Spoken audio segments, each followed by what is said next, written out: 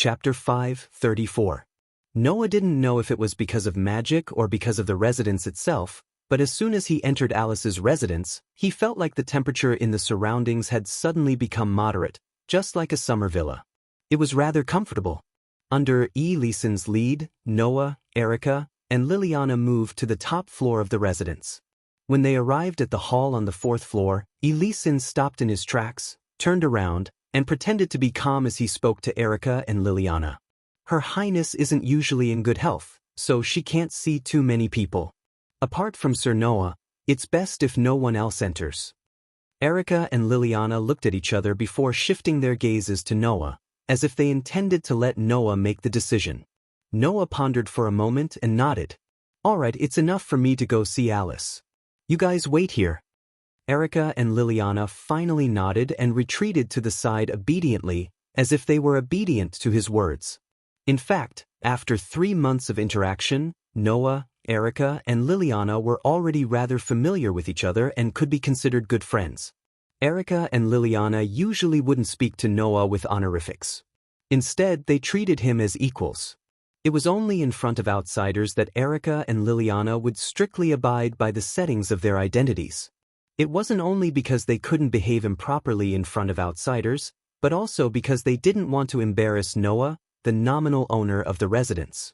And this behavior naturally made Elisen, who viewed Noah as a terrifying demon lord, fear him even more. His attitude also became much more respectful. He reluctantly led Noah to the door of a rather majestic room. "This is Her Highness's bedroom." Elisen's voice was still filled with nervousness. "I've reported to Her Highness that His Majesty is here.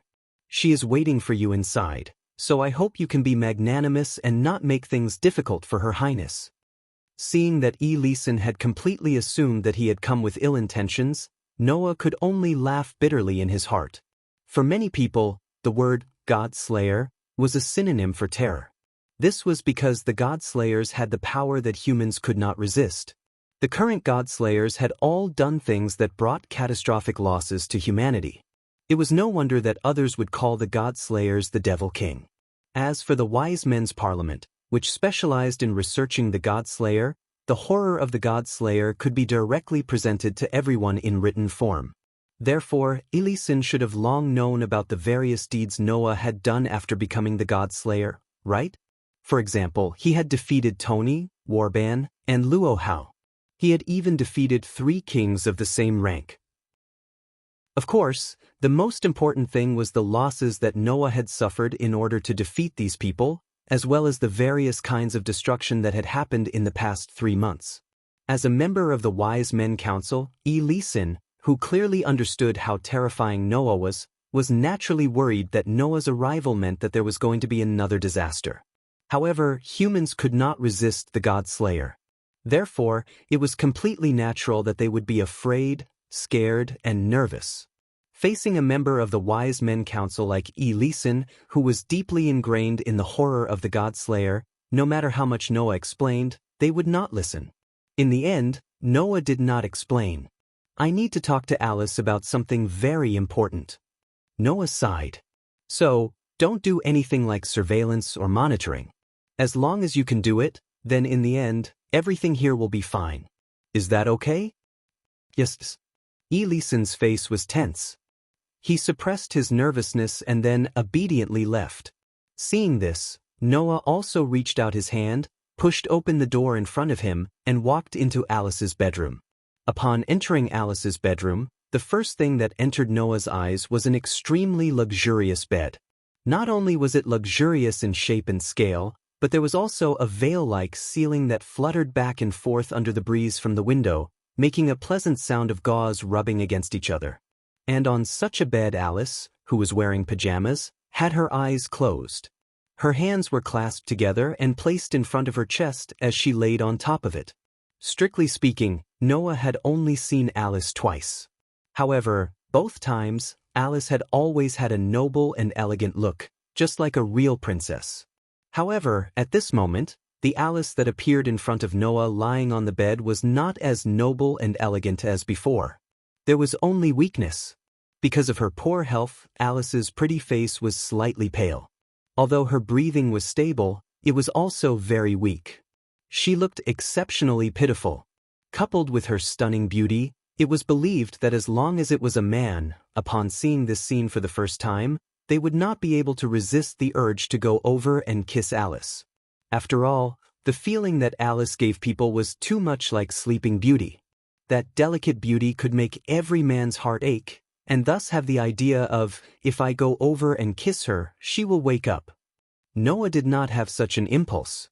However, looking at Alice's sickly appearance, and then recalling the noble appearance that she used to appear in front of him, even Noah could not help but feel a little distressed that this time, in front of Alice's bed, which was in front of Noah, the space suddenly fluctuated with a spell power and gradually condensed into a figure.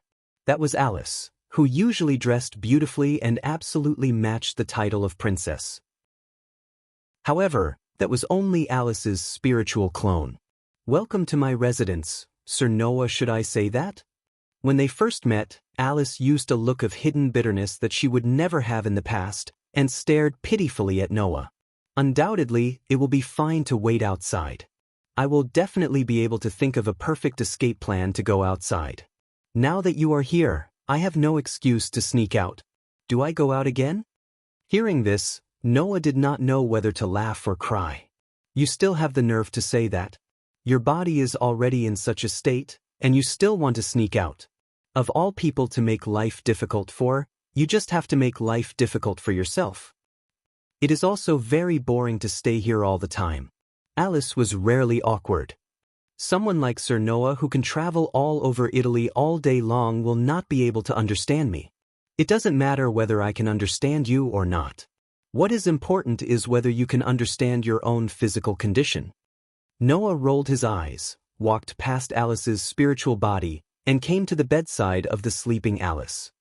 He sat on the edge of the bed, reached out, and smoothed a strand of messy hair on Alice's forehead. There are really people who don't take care of themselves. It is unbelievable. Noah's behavior was completely a habit that he developed from taking care of a group of cursed children in the world of Dark Bullet. However, Noah's intimate behavior made Alice a little shy in the eyes of herself. Casually touching a girl's body or something, it is also unbelievable. Is it? Noah glanced at Alice's spiritual body, and the corners of his mouth curled up. I remember that 3 months ago when I was fighting with Luo Hao, Warban, and Doni, I did not casually touch a girl's body, but a girl took the initiative to kiss me. Alice was triggered by Noah's words. She finally recalled this matter, and an embarrassed expression appeared on her pretty face. At that time, I was only using my spiritual body. It was a doppelganger, not the real body. So it's fine. That's right. That's it. Looking at Alice's spiritual body, who was a little incoherent, Noah suddenly smiled, and the hand that was smoothing Alice's hair on her forehead changed to a state of caressing Alice's pale cheeks, and he said in a mocking tone, "You are right, the spiritual body's words don't count, so let me take away the kiss from the real body." Alice's spiritual body was stunned on the spot. Then, in front of Alice's spiritual body, Noah, who was sitting on the edge of the bed, began to lean down and put his face close to the lips of Alice's real body lying on the bed. Alice's spiritual body began to panic. Wait, Sir Noah, are you serious? Ignoring the panic of Alice's spiritual body, Noah closed the distance between them and kissed Alice's pale lips. Chapter 5:35. Alice Louise of Nifar was a princess. Whether it was in terms of family background or temperament, this lady was a real princess. Unfortunately, the noble princess had now become a veritable sickly sleeping beauty. Therefore, if someone was in Alice's dormitory now, he would definitely mistake this scene as a prince trying to kiss the sleeping beauty in a classic fairy tale. Under the panicked performance of Alice's spirit, Noah did not hesitate to capture Alice's lips. Alice did not expect that Noah would really take away her lips when her body was asleep. For a moment she stood there in a daze. Under such circumstances, Noah, who took away Alice's lips, did not have any bad thoughts in his heart. Almost at the same time when the soft touch of Alice's lips was transmitted to his nerves, the image of a pattern began to appear in his mind. It was the pattern represented by the priest incarnation. A human-shaped pattern in gorgeous clothes with open arms to the sky as if he wanted to hug the entire sky. When Welslana appeared in Sardinia, the image was a shining 15-year-old boy. That was the fifth incarnation of Welslana, who was a hero and a saint, who guided people and protected them, boy. Now, the incarnation of boy had been derived from the incarnation of priest, mastering the same power as Welslana's boy, and even the incarnation of priest above that, Noah also had the ability to grant others protection and blessings. So, Noah held Alice slightly in his arms and kissed Alice's lips gently. At first glance, it was like a prince who was about to kiss the sleeping beauty. However, Noah and Alice, who were about to use the power of the priest incarnation, were actually not a prince and a princess to be precise, but a king and a protector, the dominator and the dominated. Ugh! Alice's actual body let out a soft moan, almost as if she was sleep-talking.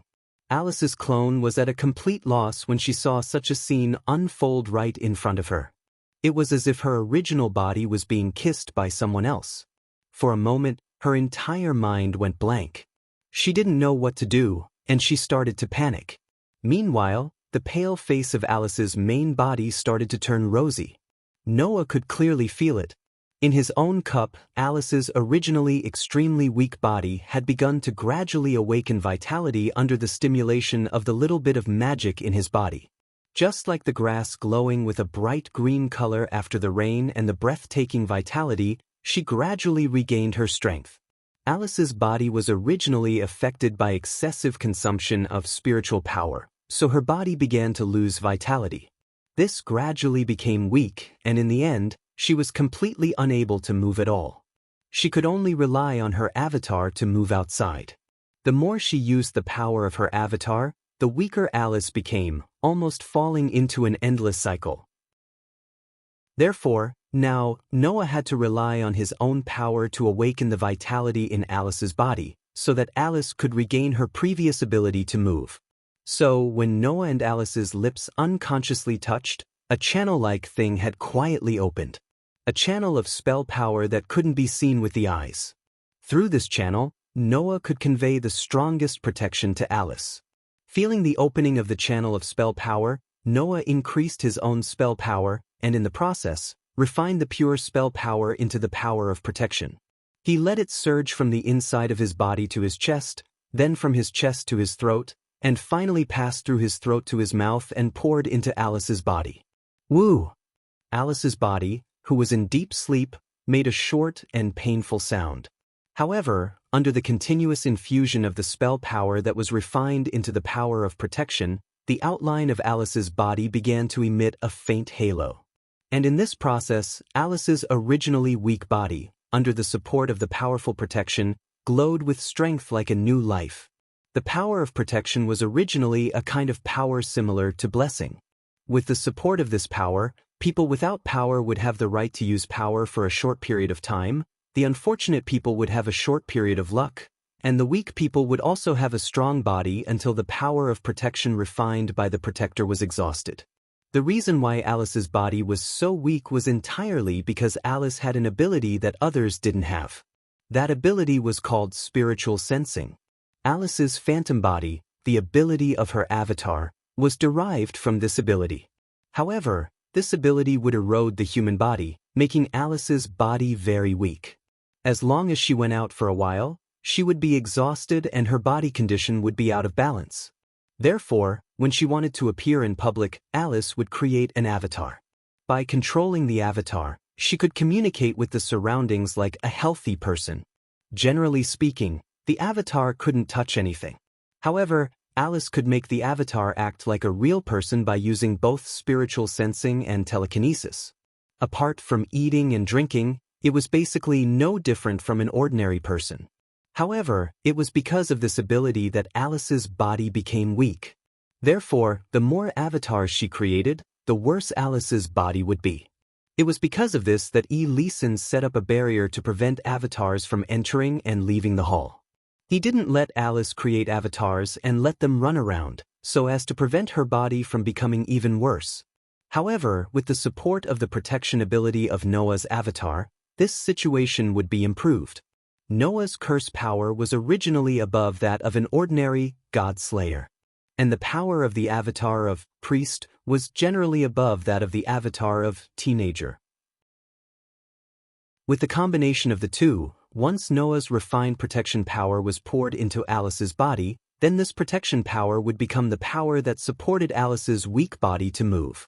In this way, until the protection power in Alice's body was exhausted, her body would be no different from that of an ordinary person, and she would be able to live a normal life for at least 1 or 2 years.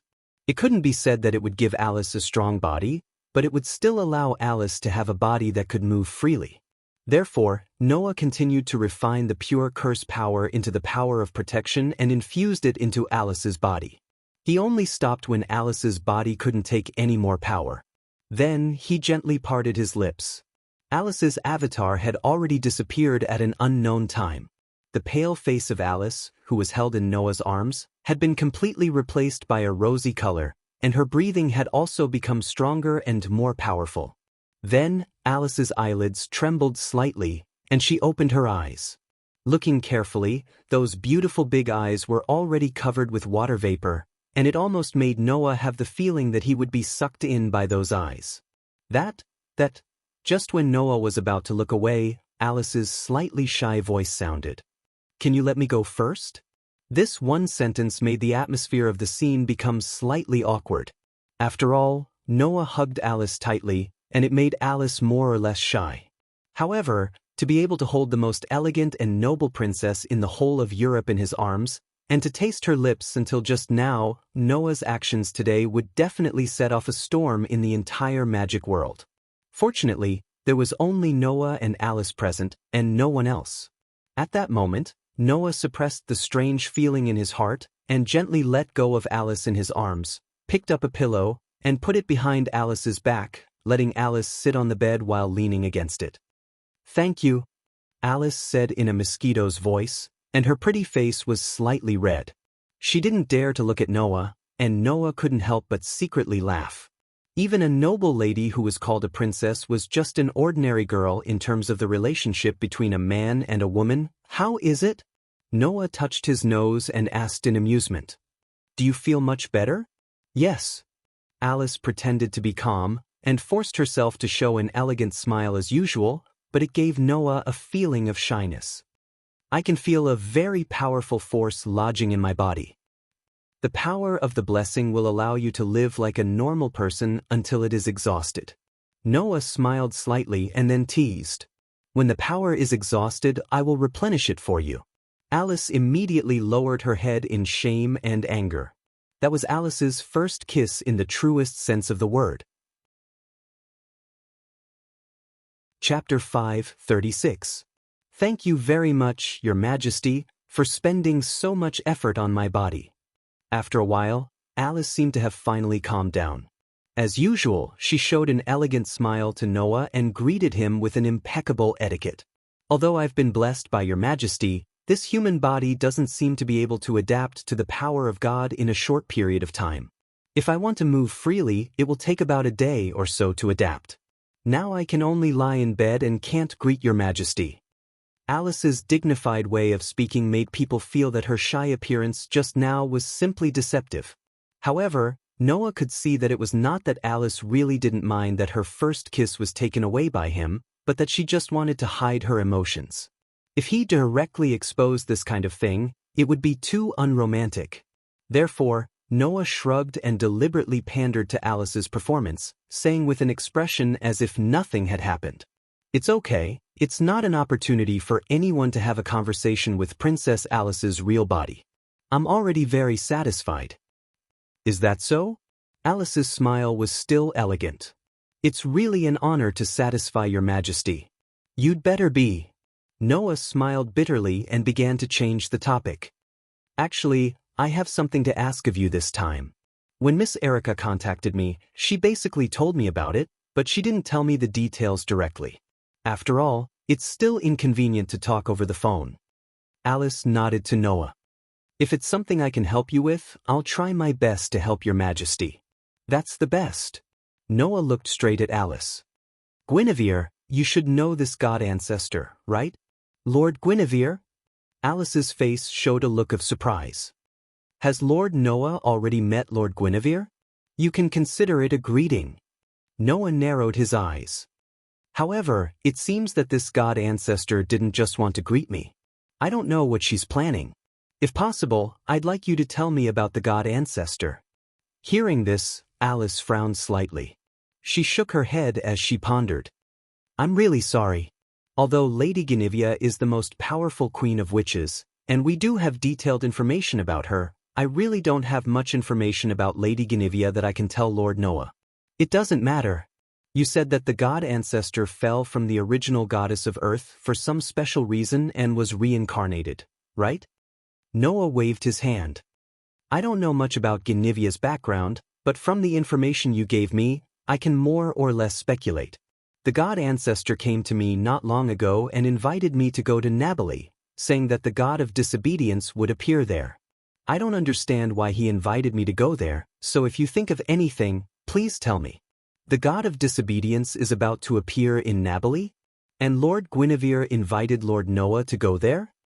Alice was stunned at first, then fell silent. Noah didn't disturb Alice, but quietly waited by the bed with his arms crossed, waiting for Alice's answer. After a while, Alice raised her head, and her beautiful big eyes directly met Noah's eyes. Since Lord Guinevere invited Lord Noah to go to Nabali to witness the appearance of the god of disobedience, there must be a purpose. Although I don't know what Lord Guinevere's intention is, I have a piece of information that may help my king. Information? Noah's eyes lit up and asked, What information? Lord Guinevere has been looking for someone. Alice's expression became solemn. It's a god known as the Last King. The Last King? Noah was stunned. What god is that? If we knew, then we wouldn't have to deal with Lord Guinevere so much, and Lord Guinevere wouldn't have to work so hard to find the whereabouts of that god. Alice smiled bitterly. We only know that the Last King is the last king to appear in the world, and he is also the god of steel. The last king to appear in the world? Steel? Noah's eyebrows began to wrinkle. Noah didn't know what the last king to appear in the world meant. But Noah, who had been familiar with the knowledge of various mythological systems, knew the word steel. The word steel here had the meaning of steel and also the meaning of weapon. It referred to those heroes in the myths who wielded weapons made of steel, possessed skills that no one else could match, and had once slain dragons and snakes. For example, in the legends, the hero who cut off the head of the snake demon Medusa and offered it to the goddess of wisdom Athena Perseus. For example, Siegfried, one of the gods that Tony had slain, had his authority of the steel protection usurped by Tony and had once bathed in the blood of a dragon. For example, in Japanese mythology, the conquering god who killed the Yamata no Orochi and obtained the Kusanagi sword from its body Susan. Another example, in China's investiture of the gods, the third prince who pulled out the tendons of the dragon and skinned the dragon Neza. These heroes, who had weapons made of steel in their hands, had slain dragons and snakes in myths, or had an unusual relationship with dragons and snakes, were the so-called steel. As far as we know, Lord Guinevere had an unusual relationship with the Last King when she was still a goddess, and she has been trying to awaken the Last King. Alice said to Noah. So, Lord Guinevere has always had a different obsession with steel. You mean? Noah said with some relief. The god of disobedience that appeared in Nabali this time is very likely to be steel? I'm afraid so. Alice nodded heavily. Otherwise, Lord Guinevere wouldn't have appeared in front of the god Slayer and the god of disobedience so easily. In that case, what does she mean by inviting me over? Noah asked in confusion. If the steel that appeared is the last king that she wants to awaken, then inviting me over is the same as telling me that I can destroy it, right? No, it should be the opposite. Alice's eyes flashed. It is precisely because Lord Guinevere can't confirm whether the god of disobedience, that appeared is the last king, that she invited you to Napoli, right? Hearing this, Noah also understood. In other words, Guinevere wants to use me to confirm whether Steele is the last king or not. I'm afraid so. Alice sighed aloud. After all, Lord Noah is very special because he became a god slayer, because he killed two of the highest level gods of disobedience at the same time. Not long after becoming a god slayer, he successively defeated Marquis Warban, Hierarch Luo Hao, and Salbat Lei Qing. He has great power, but after all, he has only been a god slayer for a short time. It is understandable that he wants to use you. Use me? Hearing this sentence, Noah smiled very happily. Very well, that's enough to know. At least it makes me understand that the god ancestor can be heavy-handed and doesn't need to be merciful. Alice was suddenly stunned. Looking at the happy smile on Noah's face because of his strong personality, Alice smiled sweetly. Well, it's really, if not, it would be boring. Hearing that Alice suddenly abandoned honorifics and made a somewhat rude remark, Noah blinked doubtfully. No, don't mind, I'm just talking to myself. The most noble and elegant lady in Europe showed a beautiful smile to Noah. However, Lord Noah, I hope you can listen to me. It's 2 pieces of advice. Advice? Noah looked at Alice. Princess Alice had extraordinary spiritual power and knowledge. This was something that everyone in the magic world knew. So, even Princess Alice in front of him used the word advice to Noah, so Noah had to take it seriously. Then Alice said such a sentence. I hope you don't take Lord Guinevere lightly. Also, you need to pay attention to one person. Chapter 537. Don't take it lightly? Pay attention to a person? Noah carefully considered Alice's words. You told me not to take it lightly when facing Guinevere. Is it because of the seal you mentioned before? When he met Alice for the first time, she had told him that there was some kind of seal in the body of the god ancestors. It was a seal that, at the cost of one's life, could allow the god ancestors to regain the power and posture of the goddess of earth in a short time and transform into the god of disobedience. The god ancestors were very powerful enemies for human beings. According to the level of human beings, the god ancestors were at least at the level of the paladin, the highest level of human beings. They were even above the paladin and could rival the mythical beasts. However, for the god slayers, the mythical beasts and the paladins were not powerful enough. No matter how many of them there were, it would be useless. However, if the god ancestors released the seal in their bodies at the cost of their lives, then the god ancestors who recovered the posture of the goddess of disobedience would be able to rival the god slayers. In this way, even the god slayers could not ignore the god ancestors. It was only natural that Alice would give such advice. That is indeed the dragon snake seal, Alice replied as she made such a statement. However, I told you not to take it lightly not only because of this, but also because of Lady Guinevere's own uniqueness. Her own uniqueness? Noah was stunned. The god ancestors are already very special, aren't they? Then, Lady Guinevere will be even more special, because she is the highest queen of witches, Alice said, which surprised Noah. You may not know, but the highest queen of witches will have a guardian deity around her. Lady Guinevere has a deity protecting her. What did you say? Noah was shocked. Guinevere has a deity protecting her? Yes.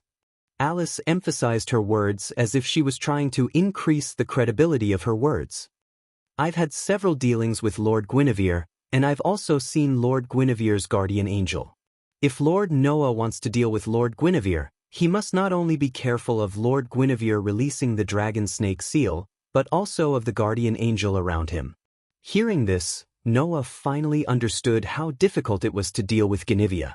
Not only could she restore the form of the goddess of earth by undoing the dragon serpent seal in her body, but she also had a guardian by her side. In that case, even if Noah really wanted to deal with Guinevere, it would be very troublesome, right? After all, the worst-case scenario was to face 2 gods at the same time. Coupled with the upcoming appearance of Steele's god of disobedience in Napoli, Noah was likely to face a situation where he had to deal with 3 gods. Previously, I had to face 3 kings. Now, do I have to face 3 gods? Noah couldn't help but laugh bitterly. Do I have to be so unlucky? Well, if it's Lord Noah, this level of difficulty can be easily solved. Alice winked playfully. You're the most special king. Since you can defeat 3 kings, you can also defeat 3 gods, right? It'd better be that easy. Noah rolled his eyes. So, who is the person you want me to pay attention to? Yarek. Alice's face turned serious. His full name is Alexander Gascoigne, known as the Black Prince. He's a king like you. Yarek? Noah pondered. The Black Prince will also come? I've said it before. The Black Prince Yarek has some connections with Lord Guinevere, and he's also very interested in the last king that Lord Guinevere has been looking for. If he knows what Lord Guinevere is doing now, he'll definitely go, right? Alice cast her gaze on Noah. Lord Noah has already fought with Marquis Vauban, Hierarch Luo Hao, Sarbat-Lay, and others.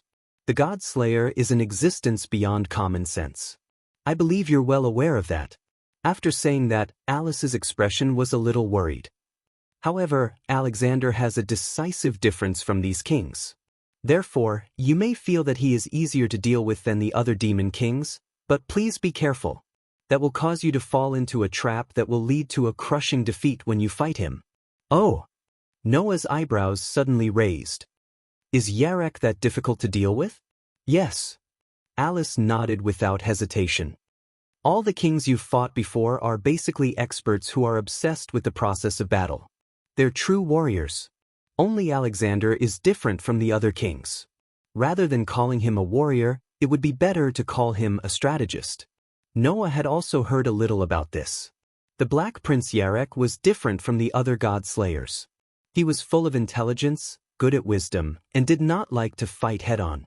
He was used to devising strategies to fight back against the enemy. Noah had heard about this more than once from Erica, Liliana, and even others. Now, as Yarek's old enemy, Alice, who once worked with Paul to fight against him, said so. Her persuasiveness was not ordinary. Thinking of this, Noah suddenly felt that he understood why Alice and Paul could fight against Yarek after joining forces. Because Yarek was not a god slayer who was good at head-on confrontations. In this case, Alice might be able to counterattack with an equal level of strategy and make the Black Prince fall into some kind of trap, right? In short, the confrontation between Alice and the Black Prince was not so much a confrontation, but a confrontation of strategies. In addition, with the help of Paul, the highest-level human powerhouse, the holy knight who could compete with the mythical beasts, Alice might really be able to resist Yarek to some extent. On the contrary, a god slayer like Noah, who was better at head-on confrontations, might be schemed against and defeated even if his strength was above Yarek. This was why Alice asked Noah to pay attention to Yarek. That man has a keen sense of smell. He may have noticed Sir Guinevere's actions and arrived in Napoli. Alice finally reminded. Sir Noah may also clash with him. Please be careful of that man. That man is not a gentleman. He will definitely choose to deal with his enemies by hook or by crook. I understand. Noah raised his eyes and smiled indifferently. Indeed, I have received your advice. My body is still adapting to the power of Lord Noah's protection. It won't be long before I can move normally. A mischievous look appeared in Alice's eyes, like a mischievous child playing a prank. When the time comes, I will definitely join in the fun. Is that so? Looking at the noble princess in front of him who was naughty and elegant, Noah could not help but have the urge to tease her. Perhaps because of his strong personality, Noah could not help but have the urge to tease those who were strong and noble. Once in the world of the Knight of the Sorcerers, it was because of this that he was able to play with the equally strong Qin Zi. Now, seeing Alice's noble and elegant posture, Noah could not help but want to tease her. At that moment, Noah stretched out his hand, stroked Alice's cheek, and deliberately stared at her with fiery eyes. Then, do you want me to help you teach His Royal Highness the Black Prince a lesson? Alice's expression suddenly froze. Feeling Noah's hand stroking her cheek, looking at Noah's burning eyes, her noble and elegant posture suddenly disappeared, replaced by the panic of an ordinary girl. No need. Sir Noah, you should focus on dealing with Sir Guinevere and the steel that appeared. Is that so? Noah moved his face closer to Alice's face. Then, in order to win, shouldn't the noble princess give the warrior a blessing kiss or something like that? As Noah's face approached, Alice's face unconsciously began to turn red and hot, and her eyes became blurred. Undoubtedly, you just kissed me. Noah pinched Alice's chin and lifted her face. That doesn't count. Looking at Promise's face that was getting closer and closer, Alice finally could not hold back her shyness. She closed her eyes, waiting for the moment to come. Seeing Alice blushing and closing her eyes, obediently waiting for the moment to come to be kissed by Noah, Noah laughed in his heart. If this kind of Alice was publicized, it would definitely make those men and women who yearned for Alice dumbfounded, right? At that moment, Noah lightly touched Alice's lips, and then left without any reluctance, laughing out loud. Thank you for your hospitality, Your Highness. After saying that, Noah directly got up, patted Alice's head, and waved his hand, smiling as he walked towards the door. Only then did Alice open her eyes, staring blankly at Noah's back as he left. Her hand unconsciously touched her lips, pressing it. Recalling the two different feelings of being kissed by Noah, Alice couldn't control her heartbeat. Her heart, which was hidden under her full breasts, started to beat faster, and her pretty face became redder and redder as she recalled the memory. After a while, Alice could no longer hold back the shyness in her heart and hid under the quilt, whimpering. I'm such an idiot. Why didn't I avoid it? Chapter 538. Napoli, also known as the city of Naples, was one of the few metropolises in Italy. It was also a port street and a sightseeing spot. The beauty and elegance of this ancient capital even gave rise to the saying, "You can rest in peace after seeing Napoli." As one of the three major night sights in the world, the city of Napoli was not only illuminated by various lights at night, but if you looked to the east, you could also see a magnificent volcano 10 kilometers away. Napoli, known as the birthplace of pizza, was actually a university town. In 1224, the University of Napoli, which was established during the era of the Syrian kingdom, still existed. Because of this environment, there were unexpectedly many second-hand bookstores in the city, especially around Bellini Square on the Old Market Street, which was a very famous second-hand bookstore street. In such a city, located in a corner of the city of Napoli, there was an old market street. Near Garibaldi Square and the Great Cathedral, there was a market-style corner in the center of the city. There was a second-hand bookstore called Millie's House. The design of this store was very neat. Undoubtedly, it was an extremely small second-hand bookstore, but there were all kinds of old books of different sizes piled up in the store, exuding a unique atmosphere. Noah, Erica, and Liliana, who took a flight directly from London to Napoli, Italy, were now in front of the door of this second-hand bookstore. We're finally here. Even Noah couldn't help but complain at this time. It's the first time I've taken several flights so frequently. Even if there's nothing wrong with my body, I'm still a little tired mentally. Erica and Liliana nodded repeatedly in agreement. Looking carefully, whether it was Erica or Liliana, there was a trace of exhaustion left by the travel and tiredness in their eyes. Erica forced herself to be energetic and said to Liliana, "Is the person who belongs to the Bronze Black Cross like you here?" "Yes." Liliana also pulled herself together and nodded to Noah and Erica. "Wait here for a while, I'll go find her." After saying that, Liliana went straight into the old bookstore. After a while, she came out with the owner of the old bookstore. It was a baby-faced woman whose age was completely unknown. She was wearing a very soft and beautiful dress with a lot of laces on it. Diana Mildred greets the king. The baby-faced woman lifted the corner of her skirt and bowed solemnly to Noah. "Please forgive my lack of hospitality, Your Majesty. Miss Diana is a witch who lives in Napoli. Like me, she belongs to the Bronze Black Cross. She is also the wise teacher who taught me magic, Liliana added. To me, Miss Diana is like a teacher. Teacher? I'm not that old, Diana said to Liliana, puffing up her cheeks. I did teach you the witch's witch arts, but I'm not your teacher. Is that so? The corner of Liliana's eyes twitched a few times, and she laughed dryly. Seeing this, Noah and Erica also gathered together and started whispering to each other. In other words, this Miss Diana is actually much older than she appears to be? At least that's what I know. You know that Lily and I are childhood sweethearts. When I first met her, I was only 7 years old. At that time, Miss Diana was already like this. It's been about 9 years since you were 7 years old, right? She's been like this for so long? There's nothing strange about it. As long as one cultivates the curse power to the point of perfection, the witches will be able to maintain their youthful appearance and body. Even so, time will always pass. If you look carefully, you will be able to see the crow's feet at the corner of Miss Diana's eyes. Then how old is she? It's better not to think too much about this kind of thing. Having reached such a consensus, Noah and Erica decided to turn a blind eye to this matter. Then, Noah stepped forward. I'm sorry, Miss Diana. I believe you already know the reason why we came to Nabily from Lily. So, sorry, but can you tell me first if anything strange happened here? Are there any signs of the god of disobedience? When it came to business, Diana also stopped smiling and nodded at Noah. I understand. Please come to the shop first. Let's talk inside. Noah, Erica, and Liliana all nodded. Under Diana's lead, they entered the second-hand bookstore in front of them.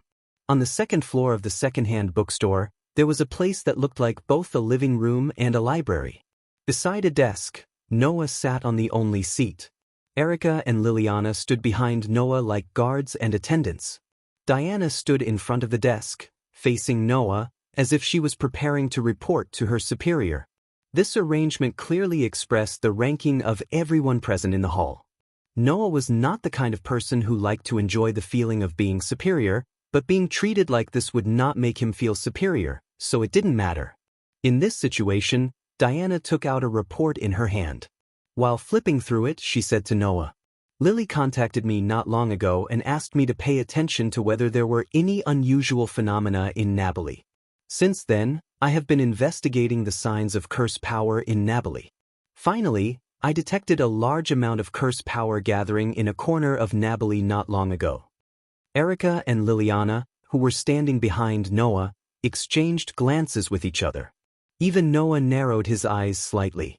In fact, after coming to Nabily, Noah noticed the phenomenon of a large amount of curse power gathering in Nabily. Erica and Liliana did not have Noah's perception ability, nor did they have Noah's keen sense of curse power as a god slayer, but the two girls were also very outstanding knights. Presumably, even if they came later than Noah, they must have more or less noticed the same phenomenon, right? But this was not the most important thing. The most important thing was that the place where a large amount of curse power gathered, according to Liliana, seemed to be an underground ruin under the management of Bronze Black Cross that only witches could enter. Liliana had also entered that underground ruin. So, Liliana still remembered clearly what was in that underground ruin. So, Liliana spoke directly. Is the thing that gathers a large amount of curse power Hera's pillar? Hera. In Greek mythology, the wife of Zeus, the god-king, had the same fate as Métis, the half of Athena. Like Athena, who was born in North Africa and worshipped by the entire Mediterranean region, Hera was originally the mother goddess of the Peloponnese. Although she was not the queen of the divine realm like Athena, she was also the highest goddess of the earth. However, when the feminist society was denied, and men began to monopolize the power and modify the mythology, Hera and Athena fell to the same end. The originally noble highest divinity was deliberately degraded, and Hera, like Métis, became the goddess of Greek mythology subordinate to Zeus. And the Hera's pillar symbolized the seal of Hera's snake. Just like the stone of Gorgon was the seal of Athena's snake, Hera's pillar was Hera's snake. Today, this Hera's pillar was stored in the underground ruins of Nabily, which was managed by Bronze Black Cross. After noticing that there was a large amount of curse power gathering in Nabali, Liliana used the Witch of Investigation to confirm that the curse power came from the underground ruins where the Hera's pillar was stored. In this way, it was not difficult to guess the source of the large amount of curse power. And Diana's answer confirmed Liliana's guess. Since the appearance of the Stone of Gorgon a few months ago, the Hera's pillar began to gather curse power. It was not obvious before, so at first we thought it was just the power stored in the god relic leaking out, and did not associate it with the god of disobedience. First, it was Athena, and now it's related to Hera? Noah frowned. But shouldn't it be steel that appeared in Nabali? Let's go take a look first. Erica made a prompt decision. It's better to confirm it first. Noah immediately nodded in agreement. Chapter 539. Napoli was originally a colonial city of the ancient Greeks. At that time, the ruins of the quarry where the slaves worked, as well as the sewers and water storage tanks built by the later Romans, still remained. They existed as underground ruins in this era near the old Market Street. Even the ruins of the underground warehouses left behind during the Middle Ages to store food and alcohol still existed here. Although the underground ruins of the old Market Street and many other places had become tourist attractions of Napoli, some of the more important ruins with magical significance were not open to the public. Instead, they were sealed and hidden by the witches of Napoli. The ruins in this area were mostly concentrated in the Santa Lucia area. It was an area facing the Bay of Napoli, which included the Santa Lucia port and tourist attractions such as the Egg Castle. Under Diana's lead, Noah, Erica, and Liliana entered an old clothing store in this area.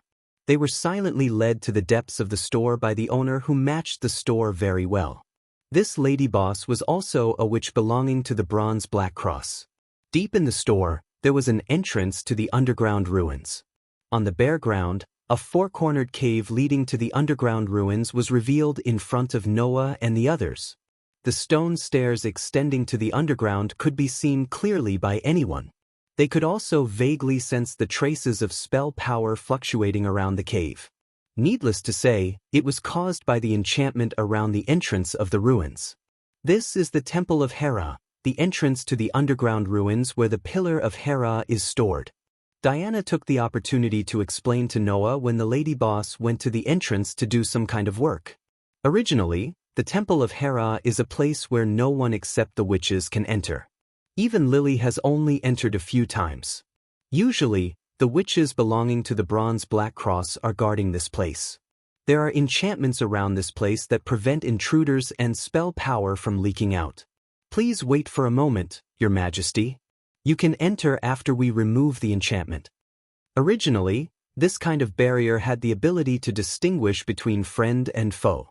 Anyone approved by Diana would be able to pass through. However, the God Slayer's curse resistance wasn't flexible enough to allow him to choose whether or not he wanted to resist the curse that he came into contact with. Regardless of whether the curse was beneficial or not, once it came into contact with the curse, it would be overbearingly erased. If he didn't remove the barrier first and allowed Noah to approach, the entire barrier would collapse because of Noah's touch. At that time, he would have to rebuild the barrier. If that was the case, it would be better to unlock a portion of the barrier first and let the God Slayer pass through. That way, if they wanted to rebuild the barrier, they would only need to repair the unlocked portion. After the witch, who acted as the lady boss, removed the barrier, Noah, Erica, and Liliana walked down the stone steps at the entrance under Diana's lead. After Noah and the others entered the underground ruins, they saw a long and narrow passageway that looked like an abandoned tunnel. If it was traced back to before the Common Era, this place should have been a quarry, which was why it looked like an abandoned tunnel. However, this wasn't the case for the large number of murals that were engraved everywhere on the walls. They were murals drawn with simple and plain lines. If it was said that they were carved by humans in the Stone Age, some people might believe it. On the murals, there were many snake-like creatures carved on them. Some were large snakes with their long bodies curled up. Some were 9-headed snakes with several heads. Some were snakes with bat-like wings. Some had sharp claws and fangs. Instead of saying that they were snakes, they were more like dragons. But at the end of the day, dragons were still snakes. There were all kinds of snakes carved on the walls. In addition, there were some line drawings of cows, birds, pigs, and lions.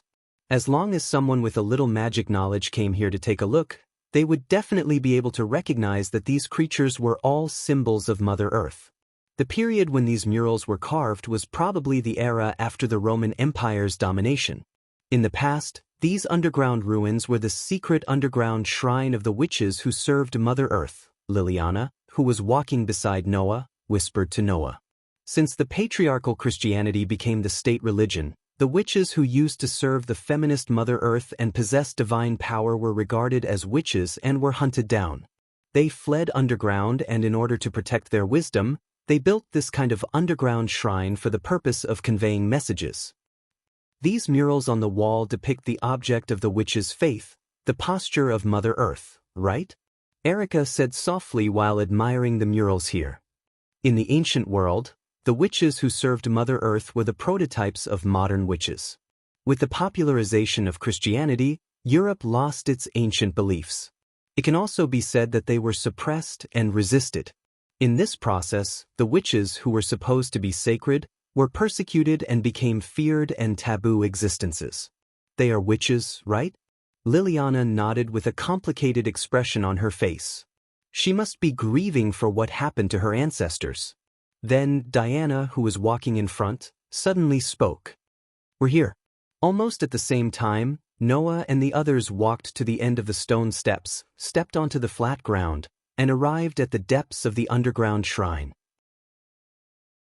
What appeared before Noah was a vast open space that looked like an altar. The ground was engraved with snakes and dragons like the murals just now. In addition, there were some ancient texts and patterns that symbolized magic. Like a huge magic array, it covered the entire open space. In the center of this open space that looked like a magic array, there was a pitch-black stone pillar. It was a thin column made of black stone that resembled obsidian. The column was about 2 meters tall, and its surface was engraved with lines that looked like coiled snakes. Although it was just a clumsy carving, it had a magical power that could attract the attention of the viewer. On such a column, whether it was Noah, Erica, or Liliana, they could all sense a huge spell gradually condensing. This is the stone pillar of Hera. Diana shook hands and prayed as if she was on a pilgrimage, her expression quite pious. Hundreds of years ago, the Witch of Naples, our ancestor, discovered this stone pillar in Greece and painstakingly moved it to this place. Only then can we directly observe the symbol of the god that we once served, as it is now.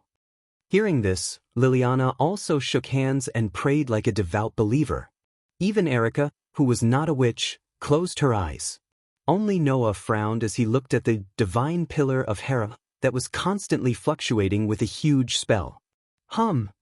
At this moment, an object in Noah's pocket suddenly vibrated violently and released a huge spell that reverberated in the entire space like ripples. At the same time, as if in response, the divine pillar of Hera shook all over, and the huge spell that had gathered on the stone pillar fluctuated like boiling water. What's wrong? Erica, Liliana, and Diana were shocked. Noah quickly took out an item from his pocket. It was a badge that, like the stone pillar of Hera, had a surface that seemed to be made of obsidian and was carved with the head of a woman whose hair was made up of snakes. It was the Stone of Gorgon. At this moment, Athena's snake and Hera's snake resonated violently, causing the Stone of Gorgon and the divine pillar of Hera to release an extremely huge spell at the same time, which turned into substantial ripples that reverberated in the surrounding space. That's the Stone of Gorgon? Diana was indeed an ancient witch. She immediately recognized the true form of the badge in Noah's hand and cried out in surprise. Oh no! Erica and Liliana also understood something and cried out involuntarily. Athena's snake resonated with Hera's snake. If this continues, not only Athena, but also Hera may appear. Noah's eyes narrowed as he clenched the Stone of Gorgon in his hand and said without hesitation, "Let's retreat first." Diana, find a way to suppress the spell on the divine pillar of Hera. Diana responded quickly. Noah, Erica, and Liliana tapped the ground with the tips of their feet and retreated rapidly. With a leap, they jumped up the stone stairs and rushed towards the top of the ruins. Chapter 540. Whoosh! In the depths of the old clothing store, at the entrance to the underground ruins, 3 figures rushed out one after another with a gust of wind. They rushed straight into the air, then spun around, stabilized themselves, and landed on the ground. Hum! At the entrance of the underground ruins, a ripple of curse power rippled out from inside, gradually becoming more and more intense. Hum! In Noah's hand, the Gorgon's stone vibrated frequently and also released ripples of curse power, as if it wanted to resonate with the curse power at the entrance of the ruins and merge together. Even the Gorgon's stone itself became extremely hot, almost burning Noah's palm. Seeing this, Noah did not let go of the Gorgon's stone, but instead clenched it tightly, and the curse power in his body flowed like water through his palm, burning and surging like a flame, covering the Gorgon's stone inside. Covered by Noah's curse power, the Gorgon's stone stagnated, and the curse power on it was slowly suppressed by Noah's curse power and retracted back into the badge. It was not until then that the Gorgon's stone stopped vibrating and the temperature on it gradually dropped, returning to its initial cold. At the same time, the curse power fluctuating from the underground ruins also slowly retracted and gradually disappeared, as if it had lost its target. Phew! Erica and Liliana breathed a sigh of relief. Even Noah could not help but smile bitterly as he looked at the Gorgon's stone in his hand that had calmed down. That Athena really did leave me something very troublesome, Linley muttered to himself. Because of the Gorgon's stone, Noah had successively fought with Warban, Luohao, and Doni, and had dealt with Athena countless times. Now, the Gorgon's stone could also resonate with the pillar of Hera and lead to the appearance of Hera. It had to be said that Noah felt more and more that the stone of Gorgon was a hot potato. This is not surprising. Before the arrival of male chauvinism, people in a feminist society worshipped the goddess of earth as their most basic belief, and the symbol of the goddess of earth was the snake. Liliana took a deep breath. It's not strange that Athena and Hera's snakes would resonate with each other. Their mythologies were also altered after the arrival of male chauvinism, stripped of their status, and degenerated into the subordinate gods of Zeus. In other words, we can't let the stone of Gorgon get too close to the pillar of Hera, right? Erica said bluntly. Otherwise, it might really attract Hera's appearance.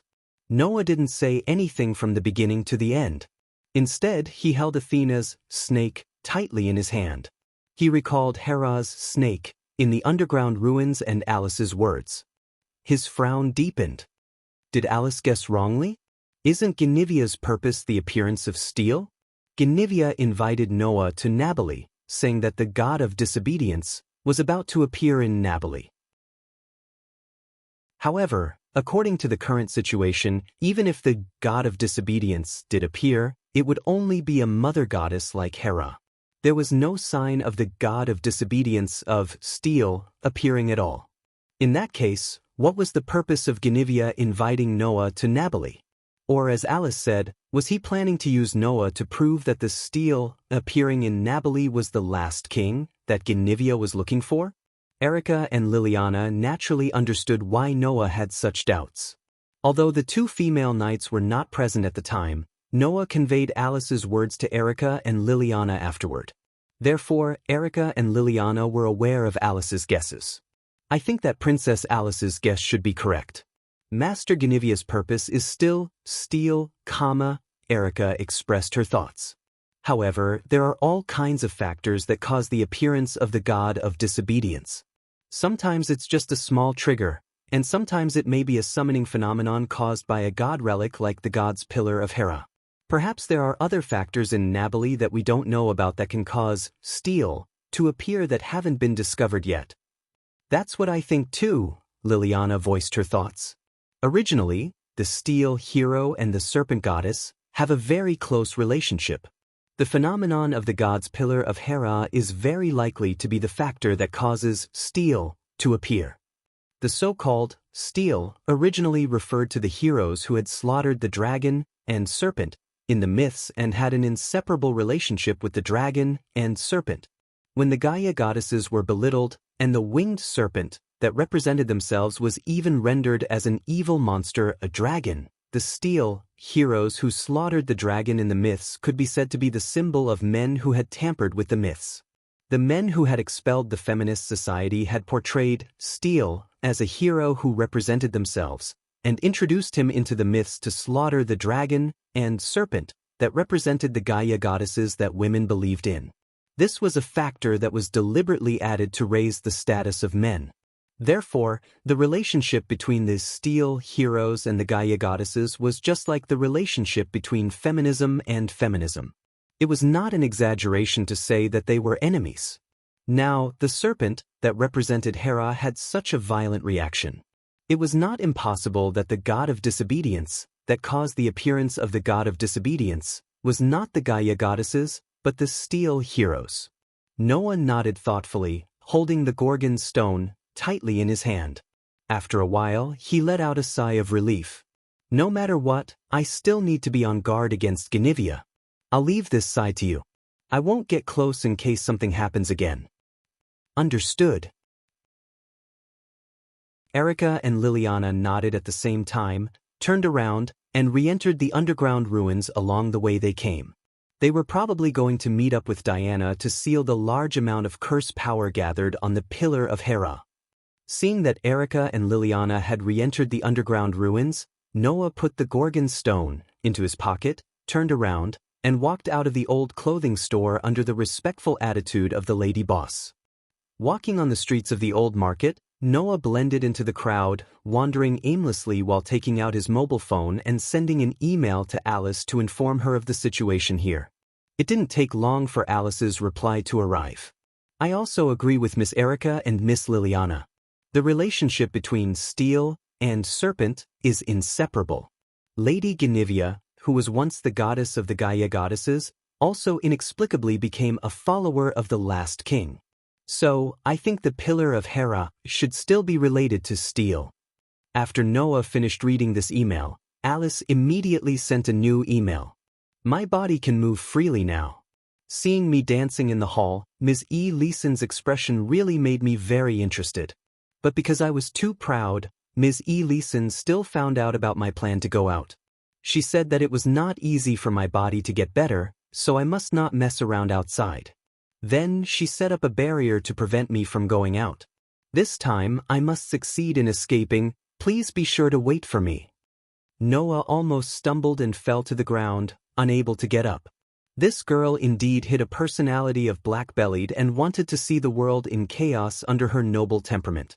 With Alice's brain, which was known as the wisest in Europe, Noah had enough reason to believe that it was impossible for Alice not to realize that once she was proud of her freedom of movement, she would definitely be grounded by E. Leeson. Therefore, it was very likely that Alice deliberately let E. Leeson find out that her body was getting better, then deliberately let E. Leeson be on guard against her, immersing herself in the game of escape and unable to extricate herself. To Alice, as long as it was not like the last time when Noah, Luo Hao, Warban, and Tony were in a scuffle, causing the entire Italy to be in turmoil, it was very likely that she would deliberately watch the show from the sidelines, right? At that moment, Noah put away the phone in his hand in annoyance. However, at a certain moment, a strange feeling made Noah stop in his tracks. Frowning deeply, he immediately turned his head and looked at the top of a building at the side. Is it really here?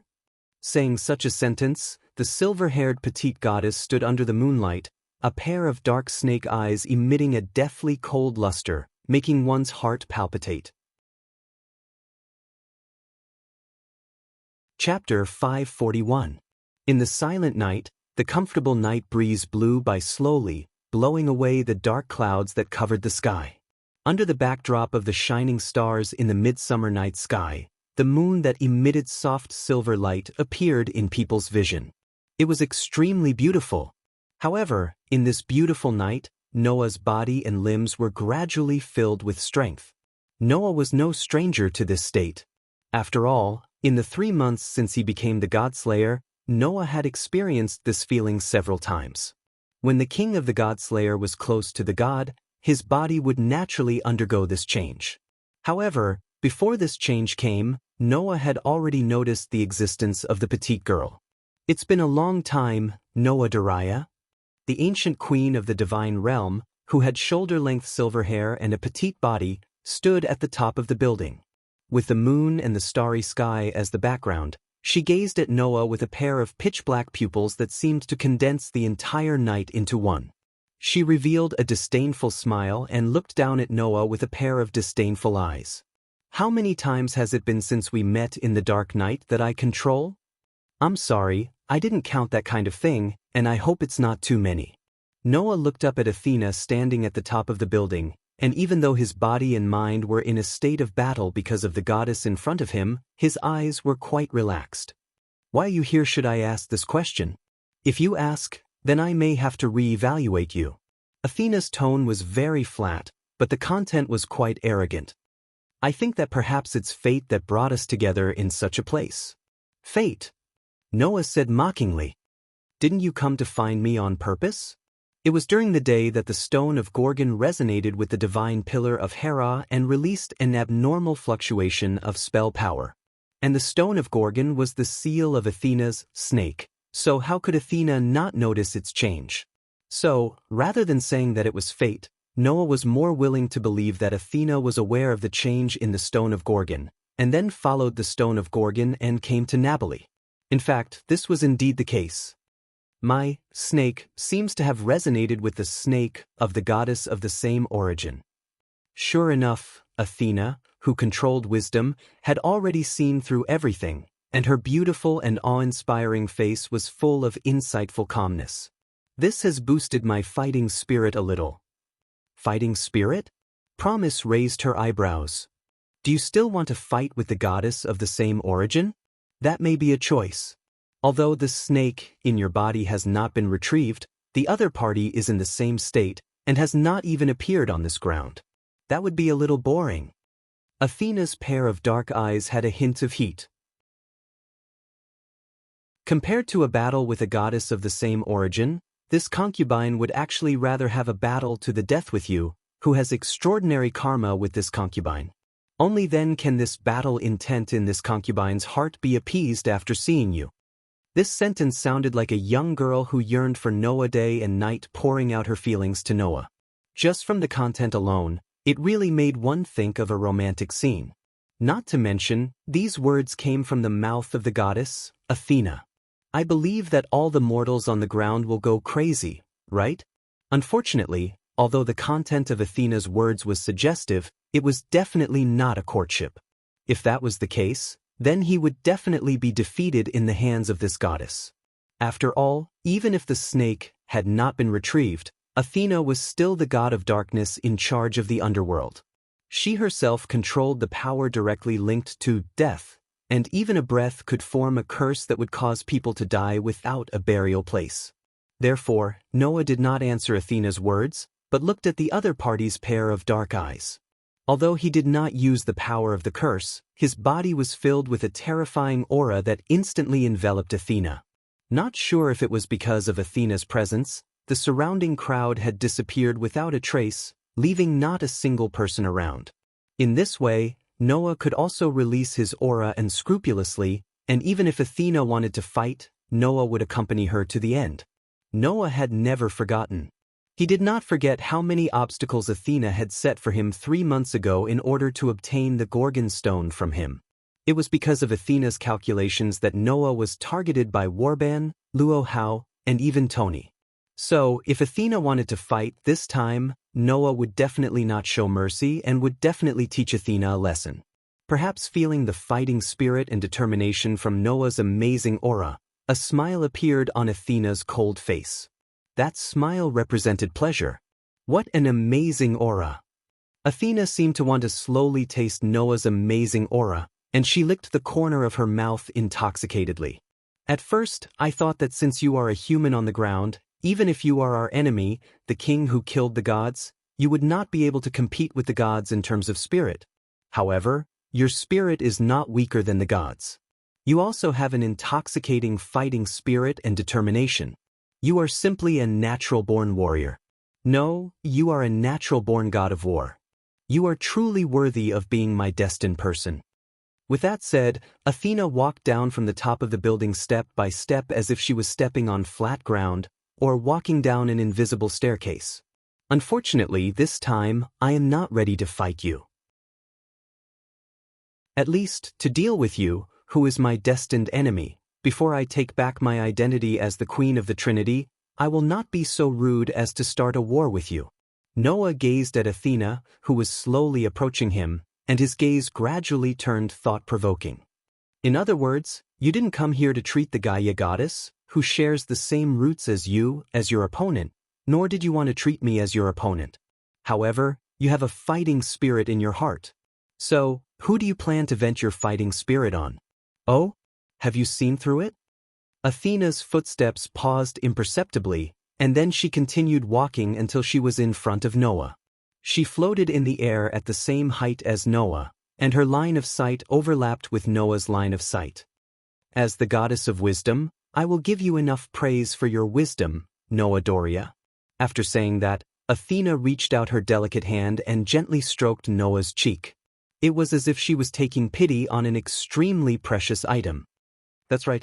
What surges forth in this concubine's heart is not only the desire for battle, but also the hatred that is engraved in my heart. This is a hatred that this concubine will never forget. It is a feeling that only appears when facing those steel who treat this concubine, the mother goddess of the earth, as a target for slaughter. Although it is still very faint, but this concubine's wisdom tells this concubine that very soon, steel will appear on this land. Steel will soon appear on this land. As the mortal enemy of steel and the goddess of wisdom, Athena, said so, there was no need to doubt the truth of this sentence. So that's how it is. You came here to bury steel? Noah did not avoid Athena's caressing action, as if they had become intimate lovers, and smiled indifferently. But, Athena, I'm sorry to tell you, if your target is steel, then your enemy may not only be steel. I know. Athena suddenly smiled, and a pair of snake eyes shone. That man, the servant of the man known as the last king, also came here, right? Although I don't know if she is the servant of the so-called last king, but a god ancestor called Genivia did invite me here. Noah shrugged. Then what are you going to do? You already have the answer in your heart, so why are you still asking me? Athena reluctantly caressed Noah's cheek for the last time, and then floated down from the air and landed on the ground. She turned around and left Noah with her back view. You and my enemy are on the same side this time. Hearing this, Noah smiled. Chapter 542. When Athena walked into Diana's second-hand bookstore under Noah's lead and came to the second floor that looked like both a living room and a library, Erica and Liliana, who were discussing something around the desk, froze on the spot, unable to react. Pa! A thick book in Liliana's hand fell to the ground with a loud thud. Cough! Erica, who was holding a teacup in her hand and had just taken a sip, almost spat out the tea in her mouth. Although she tried her best to swallow it, she also choked herself, and her pretty face turned red. Crash! Diana, who just came out of the inner room with a pile of papers in her arms, froze on the spot without any suspense. The pile of papers in her arms all fell to the ground, and she did not react at all. She was completely stupefied. Although she did not know Athena's identity as clearly as Erica and Liliana, as an excellent witch, it was easy for Diana to recognize the god of disobedience. A god of disobedience broke into her home? That was enough to stupefy Diana. Therefore, the scene suddenly became eerily silent. Meanwhile, Noah acted as if he didn't see Erica, Liliana, and Diana's reactions. He turned a blind eye to them and continued to lead Athena inside with a calm expression. Under Noah's lead, Athena also walked in silently like a walking doll. There was not a trace of vitality on her body and face, only an astonishing aura of death, which awakened Erica, Liliana, and Diana. At that moment, Erica and Liliana jumped back a distance as if it was a conditioned reflex. They also summoned Lion King's heart and Silver Master Craftsman and aimed at Athena. Diana's reaction was even more exaggerated. She chose to escape without hesitation. She slipped into the inner room that she had just come out of and only stuck her head out from the crack of the door. This reaction was understandable. When a god of disobedience suddenly broke into the base, everyone would subconsciously be on guard. It was not surprising at all. It was a pity that Athena completely ignored Elica, Liliana, and Diana's reactions. She didn't even look at the three young ladies. Of course, descending as the god of disobedience, Athena was like the other gods. Although she didn't view humans as livestock, she couldn't hold any human in her eyes. After all, humans were too weak and powerless for gods. Noah was the only one who could enter Athena's sight. "Is this your camp?" Ignoring Erica's, Liliana's, and the others' overreaction, Athena glanced around and spoke in a disinterested manner. A camp built with a god as your opponent, even if it's temporary, lacks the smell of war that a battlefield should have. As a female war god who controls war, I am unable to approve of this camp of yours. "That's great," Noah retorted without holding back. "If the enemy can predict everything, how can we fight a war? Did you choose this camp based on this consideration?" Athena's disinterested tone suddenly disappeared and was replaced by a tone of praise. "You're right. If everything is predicted by the enemy, then there's no way to win the battle. Although this camp lacks a sense of tension, it's not a bad choice to let the enemy catch them off guard. It's my fault for not thinking it through." After that, Athena's body floated up, and her toes left the ground. Like a ghost, she drifted into the room next door. "In that case, let me investigate this camp of yours that is beyond the enemy's expectations." After saying that, Athena disappeared into the room next door. Upon seeing this, Noah curled his lips and ignored Erica, Liliana, and Diana. He sat on the only seat beside the desk, picked up a book, and flipped through it casually. Only then did Erica, Liliana, and Diana rush out and gather in front of Noah. "What's going on here?" Liliana deliberately lowered her voice as if she didn't want Athena to hear her, but because of this, her expression turned sinister. "Why is the goddess here?" "You're asking the wrong question, Lily." "Lily!" Erica also deliberately lowered her voice and corrected Liliana. "What you should be asking is why Athena followed him here." "Athena?" Diana was startled. "You mean Athena? Could it be that Athena?" Looking at the shocked expressions of the three girls in front of him, Noah rolled his eyes even though he had expected it. "It's simple. Athena and I have decided to work together. Join forces?" Erica, Liliana, and Diana were all stunned. "That's right," Noah explained concisely. "From now on, until the appearance of this steel hero is destroyed, Athena will temporarily be our ally. Just treat Athena as a guest star that I've invited." "That better be the case." Liliana could not help but raise her voice. "By the way, isn't the goddess our enemy?" "Should we say, so that's how it is?" Erica said with a fake smile. "Do you think such an explanation would make us say such a thing? An alliance formed by the god Slayer and the god of disobedience." Diana was even more confused. Is that even possible? The god Slayer was born by killing the god of disobedience. It was also the demon king that was specifically used to deal with the gods. The god of disobedience was the common enemy of the humans who appeared on the ground. She also saw the god Slayer who killed her own race as an enemy. An alliance between these two existences? How was that any different from the absurdity of a weasel and a chicken eating peacefully at the same table? Besides, not only would the god of disobedience see the god Slayer as an enemy who killed their own race, but even the god Slayer would see the god of disobedience as a target that must be killed. That was the instinct of the god Slayer. In this way, it was hard to imagine that the god Slayer and the god of disobedience would form an alliance and fight against the enemy together. However, Noah and Athena managed to accomplish something that no one could have imagined.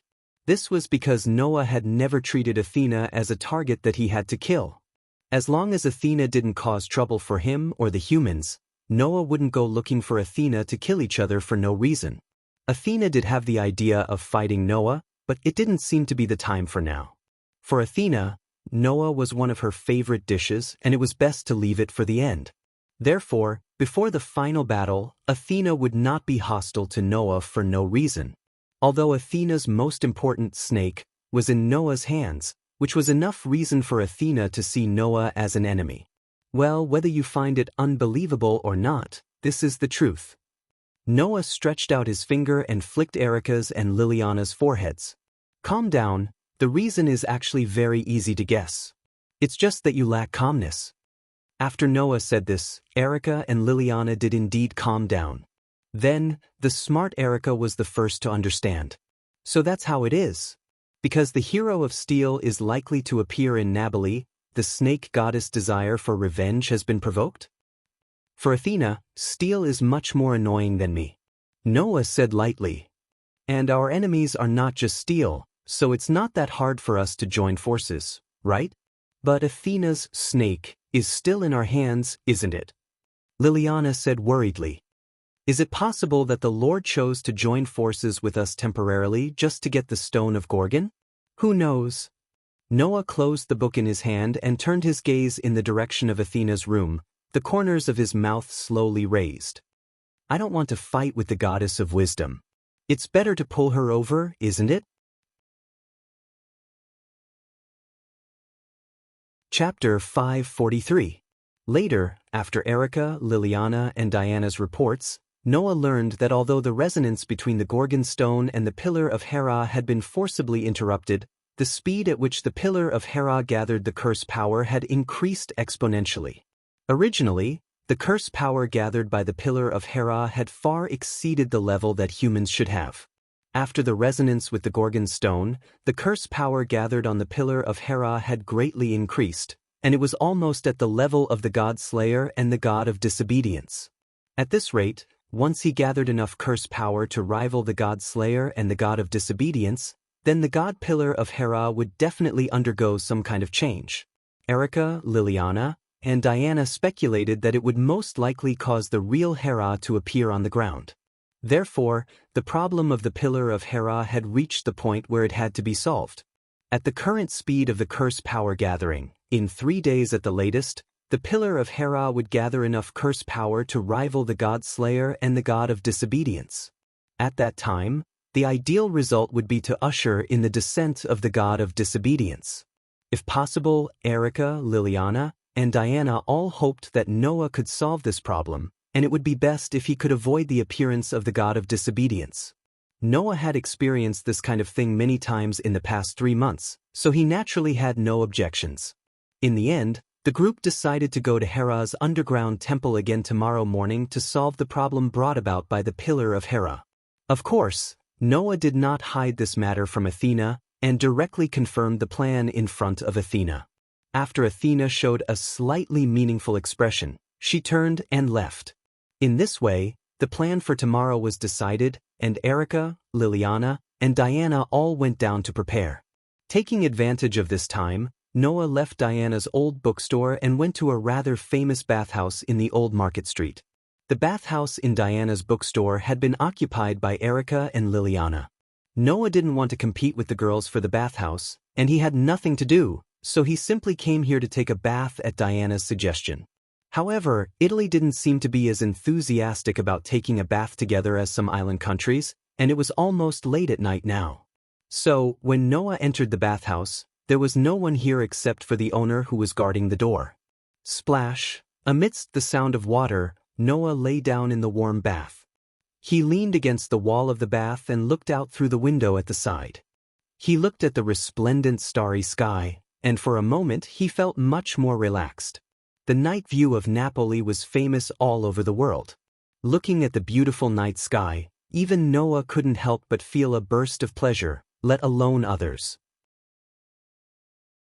Of course, this didn't mean that Noah didn't have any worries. How should I solve the matter of the Pillar of Hera? To solve the problem caused by the Pillar of Hera, Noah had to consider one thing that could not be ignored. That was the matter of the stone of Gorgon. If he wanted to solve the problem of the pillar of Hera, Noah had to get close to the pillar of Hera. However, the stone of Gorgon on Noah must not be brought over. Otherwise, if the snakes of the two goddesses of earth once again resonated and caused unnecessary changes, what should he do? Therefore, this problem must be solved first. This was not something that could be solved by just leaving it in a random place. Now, Athena was beside Noah, and if the stone of Gorgon was not carried by Noah himself, then Athena would not mind taking it away. Even if Athena did not take the stone of Gorgon, Noah could not just find a place to put it. In today's resonance, it was not only the pillar of Hera that reacted, but the stone of Gorgon also reacted abnormally. In this way, if he just found a place to put it, who knows if the stone of Gorgon would suddenly change? Noah clearly remembered that when he was in the underground ruins, the stone of Gorgon had turned into a dragon. If the stone of Gorgon suddenly turned into a dragon this time and caused trouble in the old market, then it would be very troublesome. He had to think carefully about how to solve this problem. Sigh. Thinking of this, Noah could not help but sigh. Might as well just return the stone of Gorgon to Athena. As soon as he said this, the familiar flat voice echoed and drilled into Noah's ears. If you want to return this concubine's snake to this concubine won't have any objections. Although that would make things a little boring. The voice was as clear as a drop of water dripping into a lake, but without any emotion. In this world, there should not be a second one. Noah immediately shivered and turned his head, looking in the direction of the voice. Just next to the bathtub, a petite but extremely beautiful girl stood there, facing the direction of the window, as if she was also looking at the night sky. It was only when Noah looked over that she turned her head and met Noah's eyes. You didn't even notice when I was so close to you. This is something that has never happened before. As my nemesis, I am sincerely dissatisfied with this, Noah Doria. It was just as Athena had said. Although there was no expression on her face, Athena's pair of dark snake eyes faintly showed some dissatisfaction. In Athena's view, Noah must be a very ideal opponent, right? Therefore, when Noah's performance was too good, Athena would laugh out loud in delight. In this way, when Noah's performance dissatisfied Athena, of course, Athena would also feel unhappy. But it's also true. Noah was indeed negligent for not noticing Athena's arrival. Noah himself has an extremely foul sensing ability. And when the God-Slayer's physique encounters the god of disobedience, his body will be filled with power, which is an obvious hint. Under such favorable conditions, Noah still didn't notice Athena's approach. No wonder Athena was dissatisfied. But there was a reason for that. If you approached with hostility, malice, or killing intent, I would have noticed you as soon as you approached this bathtub. Noah leaned against the wall of the bathtub, his expression relaxed. There was not a trace of nervousness at all.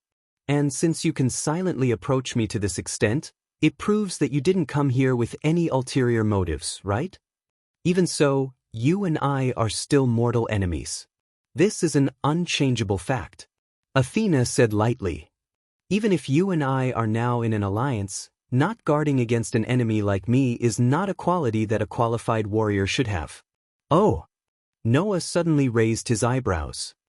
In other words, as your enemy, you have been guarding against me all this time? Oh! Athena pursed her lips and smiled. Although it was just a faint smile, the smile on her delicate face added a lot of charm to the famous goddess of mythology. Who knows? After saying this, Athena turned around and looked at Noah without blinking. Under Athena's pure gaze, Noah began to feel uncomfortable. Of course, Noah was now completely naked, being stared at by the opposite sex. Even if the other party looked like a 12 or 13-year-old girl, Noah still felt very uncomfortable. However, before Noah could object, the next moment, what happened in front of Noah made Noah completely stunned. His eyes almost popped out of their sockets. All of a sudden, Athena reached out her hand and stripped off her clothes one by one in front of Noah. Noah, who didn't expect Athena to suddenly do such a thing, was stunned on the spot. His mind inevitably went blank for a while, and it took him a while to react. However, by the time he reacted, the things that should have been avoided were already too late. Thus, in the next moment, when the last piece of clothing slipped from Athena's body and fell on the ground outside the bathtub, Noah was imprinted in his eyes. Chapter 544. People would often compare a pearl to a young girl's skin. People would often praise a young girl's skin as white as a pearl and very lustrous. Then what does a pearl-like white skin look like? If it was the current Noah, he would definitely be able to answer this question properly. Because a delicate body with such luster was now presented in front of Noah without any concealment, giving Noah the best reference. Although the delicate body was young, the curves from the waist to the buttocks were unexpectedly attractive. Although the front of the delicate body didn't rise and fall much, it was already quite eye-catching.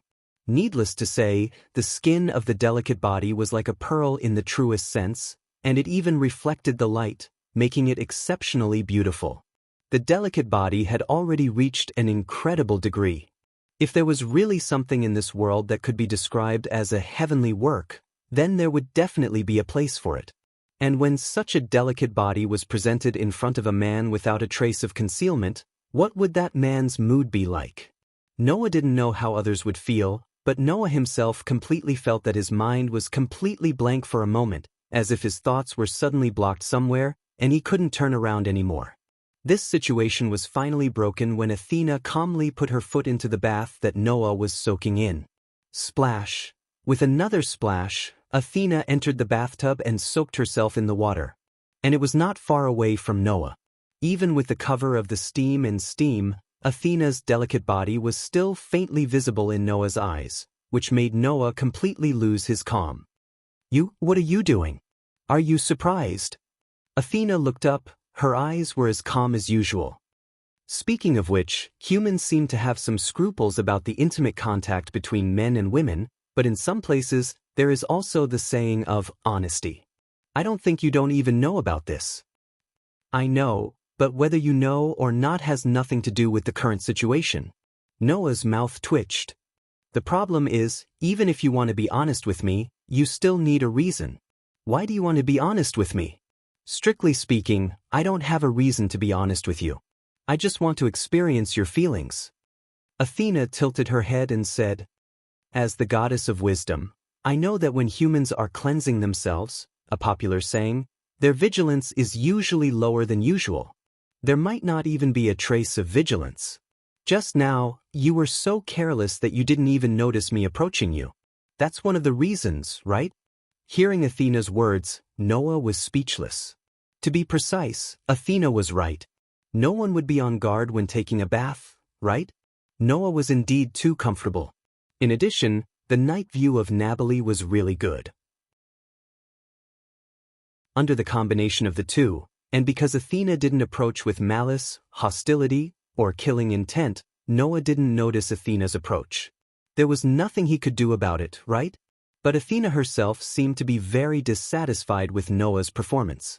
She was so dissatisfied that she didn't even hesitate to experience it herself. To be able to make the goddess Athena so concerned, should it be Noah's honor? From this, it could also be seen how satisfied Athena was with Noah's performance in the past. She was so satisfied that a trace of carelessness this time made Athena so dissatisfied to this extent.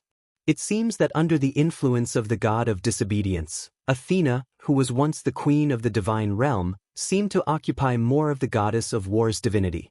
That's why she was so emotionally affected by Noah, this so-called fated opponent. Understanding this, Noah was speechless. Forget it, it's not like I don't have this kind of experience anyway. In the world of the Dark Bullet, Noah had the experience of bathing with the children of the cursed child he adopted many times. In the world of Absolute Dual Blades, he also saw Julie and Lilith's bodies many times. He even had the most intimate contact with Mira and Lisanna, so he didn't panic because of being honest with Athena. Of course, when he thought of the famous goddess Athena soaking in the same bath as him, Noah still felt a little dizzy. Noah could only suppress the impetuosity in his heart and smiled bitterly. Then, after experiencing it personally, as the goddess of wisdom, do you understand anything? Understand what? Athena glanced at Noah and said such a sentence. Sure enough, although I can understand, I still can't understand why you humans feel comfortable soaking in such hot water and even relax to the point of losing your vigilance. This also proved that Athena was indeed a goddess and not a human. Even if her appearance was beautiful and her body was seductive, Athena was still Athena. There was a fundamental difference between the values of a goddess and a human. Thinking of this, Noah realized that being able to talk to Athena, the god of disobedience, was indeed quite an incredible thing. Perhaps this was the karma that Athena talked about? Because of unknown karma, Noah could have such an incredible experience and way of getting along with Athena, who was a goddess. It was really strange.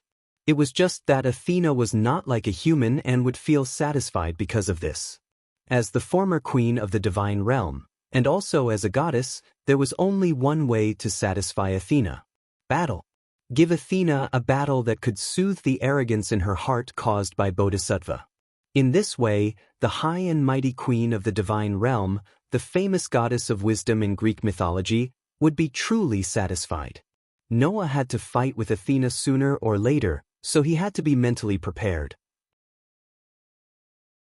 This was not only for Noah himself, but also for Athena. Athena didn't know if it was because she felt Noah's determination, but she looked straight into Noah's eyes with an intoxicating smile on her face. You showed a good look just now, Noah Doria. Is that so? Noah smiled indifferently. Are you going to say that it's the look of a warrior? No, although there is a warrior part in it, it's more about responsibility. Athena seemed to be attracted by Noah's look just now. She slowly approached Noah until she was in front of Noah. She looked up at Noah with sparkling eyes. That's right, that's the look of a real man. Noah suddenly became silent and sighed. I just realized that you really need me to be the one to defeat you. Hearing this, Athena revealed a joyful expression. Do you feel the same as me? Sure enough, you and I are fated enemies. In other words, Athena had the same feeling as Noah. She felt that only she could defeat Noah. That's why she regarded Noah as her so-called fated enemy. I don't know if I'm your fated enemy. Noah fearlessly met Athena's gaze. It's just that, if you have to choose one person to defeat you, that person must be me. I just realized this. That's enough. Athena's joyful expression slowly turned into a satisfied look. With a splash, she stood up from the water, revealing her naked body in front of Noah. This concubine will taste the karma between us bit by bit. Noah Dole, before one of us disappears from this world, this concubine will not allow you to die a miserable death at the hands of others. We're the same. Noah narrowed his eyes. There was no blasphemy in his eyes toward Athena's naked body, and he responded in a dignified manner. Before I defeat you, don't die in the hands of other godslayers, Athena. Athena took a deep look at Noah and gave him a faint smile. Then, she turned around and disappeared into the pool with a surge of darkness. At the same time, the clothes that Athena dropped on the edge of the bath also disappeared.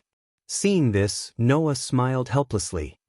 She's really a goddess who appears and disappears like a ghost. Chapter 545. After coming out of the bathhouse, Noah couldn't find Athena. This goddess didn't seem to plan to act with Noah, at least not when Noah was living a normal life with Noah. Therefore, even if Noah returned to Diana's old bookstore, he still couldn't sense Athena's aura. However, Noah wasn't worried. No matter what, she was still the famous goddess of wisdom. Noah didn't think that Athena would secretly gloat when things were developing in a bad direction when forming an alliance with him. That didn't match the goddess aesthetics at all. So, Athena would definitely appear at the most critical moment, right? Noah was very confident about this.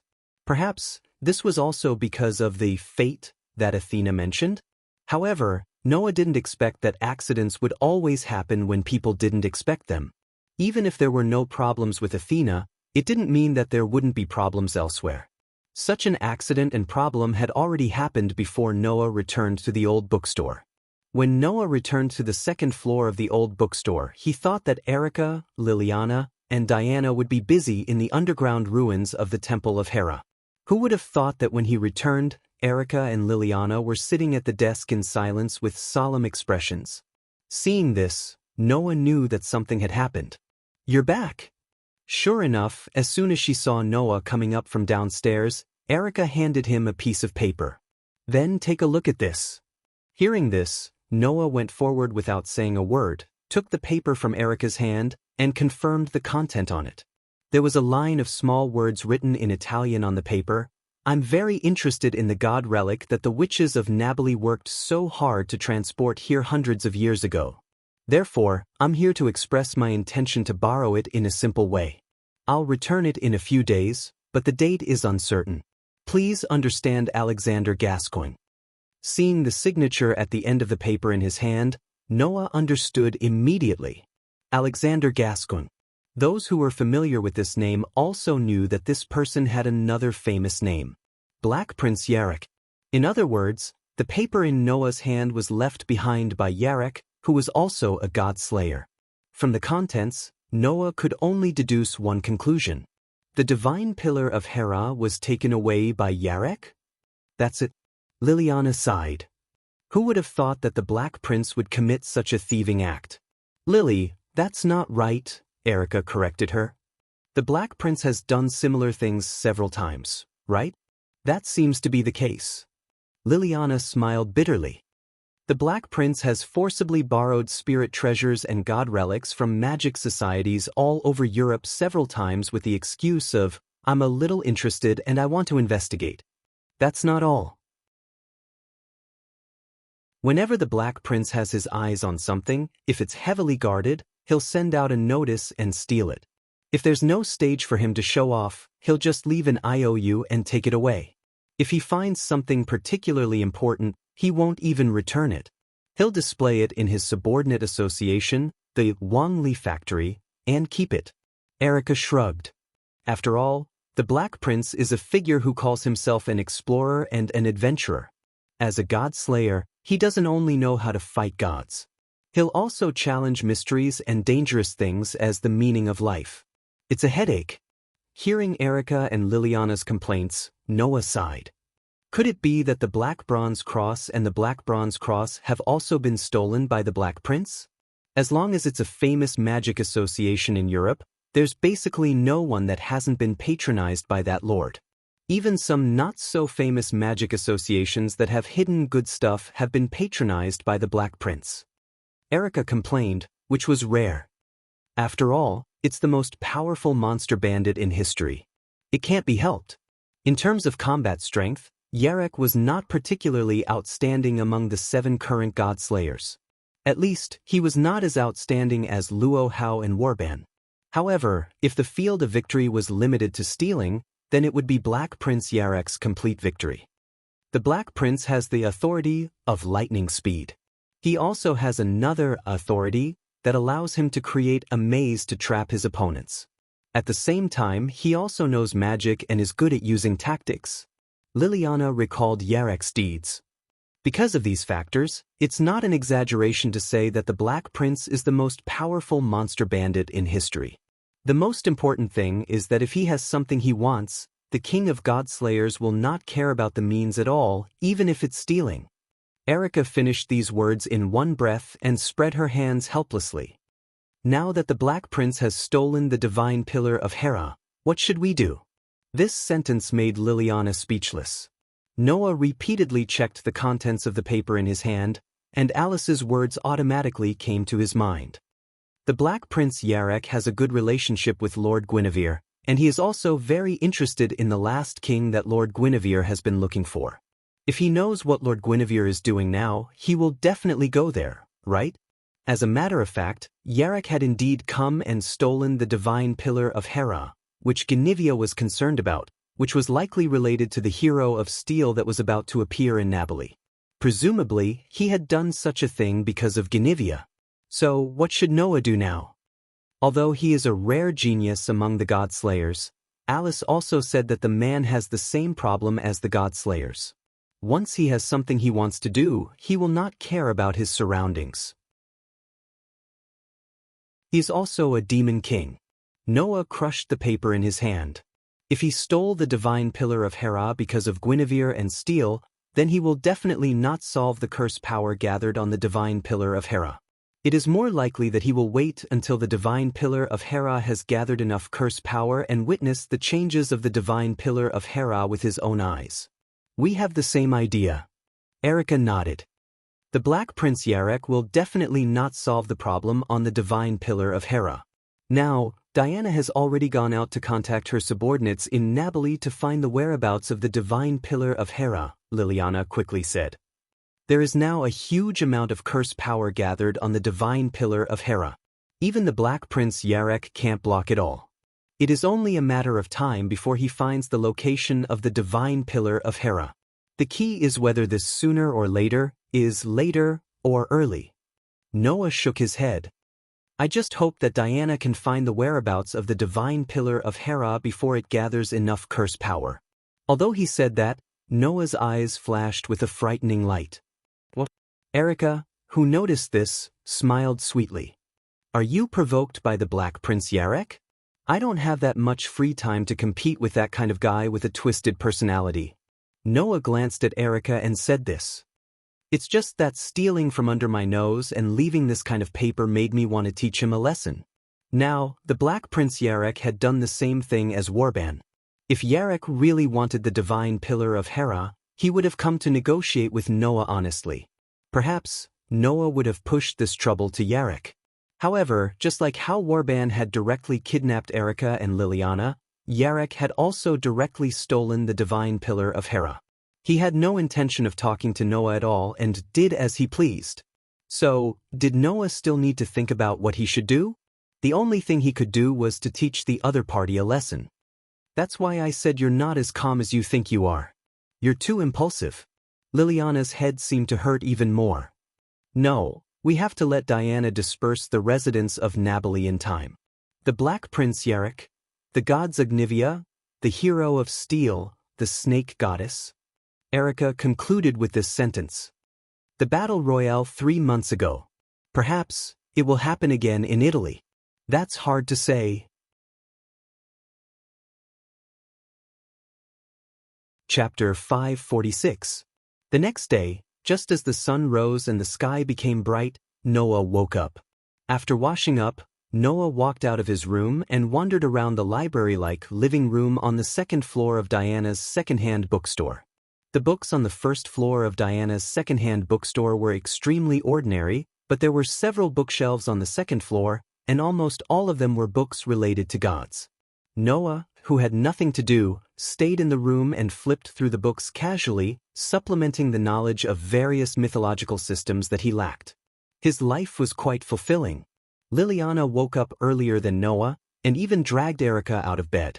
Erica, who was used to lazing in bed, reluctantly brought her along to meet up with Diana and continue to search for the whereabouts of the divine pillar of Hera. Noah, who had nothing to do, had offered to help last night. But both Erica and Liliana felt that if they needed the king to do something like searching for something, they would really be useless. Therefore, under the objections of Erica and Liliana, Noah could only compromise and leave the task of searching for the divine pillar of Hera to Erica and Liliana, while he read the books in Diana's shop to enrich his knowledge. Perhaps it could be used as a preparation for the sword in the upcoming battle. Erica and Liliana must be thinking the same, right? They felt that instead of wasting Noah's talents to search for the divine pillar of Hera, it would be better for him to supplement his knowledge of various mythological systems and prepare for the sword that the warrior transformed into. That way, it would be the greatest help for the upcoming battle. Noah, who had no objections, let Erica and Liliana do what they wanted, while he stayed alone in the second-hand bookstore, flipping through all kinds of knowledge related to gods. However, there was a lot of knowledge related to gods. Since ancient times, the number of various mythological systems was innumerable, not to mention the knowledge of the various gods under each mythological system.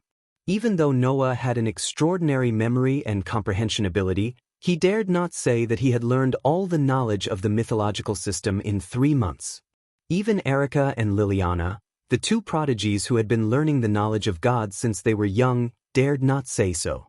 So now, Noah basically only remembered the knowledge of the gods in those famous mythological systems. Even so, Noah's mind was filled with a lot of divine knowledge, including the most famous mythological systems such as Greek, Roman, Norse, and Celtic mythology. As for the mythological systems outside Europe, he only roughly remembered a few of the more famous ones. If one wanted to learn all the knowledge of this world's mythological system, even Noah would have to spend a few years, right? And Noah didn't have that much time to learn all the mythological systems in the world, so he could only learn the more famous ones first. In this way, Noah was immersed in the world of books. He read from morning to afternoon, and it was almost evening. It wasn't until the sky began to slowly turn red that Erica and Liliana came back, bringing good news to Noah. We found the stone pillar of Hera. In the corner of the east coast of the port of Naples, a volcano was located here. Mount Vesuvius. It was an active volcano known as the most dangerous volcano in Europe and one of the most famous volcanoes in the world. Now, Noah was at the bottom of this volcano. He looked up at the magnificent volcano, frowned, and looked at Erica and Liliana. The stone pillar of Hera is on this volcano? This sentence was basically nonsense. Because when he came to the bottom of Mount Vesuvius, Noah could clearly feel the extraordinary curse power on the mountain. The feeling of this curse power was almost exactly the same as the curse power gathered on the stone pillar of Hera. Therefore, Noah was sure that the stone pillar of Hera was on this volcano. However, Noah still said this sentence that was purely nonsense. There was no other reason than that the volcano in front of him was too strange. At the top of the volcano, a thick layer of dark clouds shrouded it. Bolts of lightning flashed from the clouds from time to time, as if they could fall on the volcano at any time. It looked very dangerous. And around the volcano, there was a layer of extremely thick fog that shrouded the entire volcano. One could only vaguely see the surface of the volcano that had turned very red due to the excessive iron content, but one couldn't see the exact situation inside. How could a volcano have such a strange appearance? It was precisely because of this that Noah had such a big question. Question 1. When did Mount Vesuvius become like this? Question 2. Since the volcano has become like this, how did the stone pillar of Hera appear inside? No matter who it was, if they saw the volcano in front of them, they would definitely have the same question as Noah. That's probably the masterpiece of the Black Prince Yarek, right? Erica pointed at Mount Vesuvius. The reason why Mount Vesuvius became like this should be because of that Lord's authority that turned it into a maze. A maze? Noah's brows furrowed deeper and deeper, and he looked at Mount Vesuvius that was surrounded by fog and covered by thunder clouds. Could it be that this is the legendary Great Maze? The Black Prince Yarek was not only the user of seraphic speed, but also the creator of the maze. Noah had heard about this before. It was said that Yarek had once killed the god of earth and maze, Minos.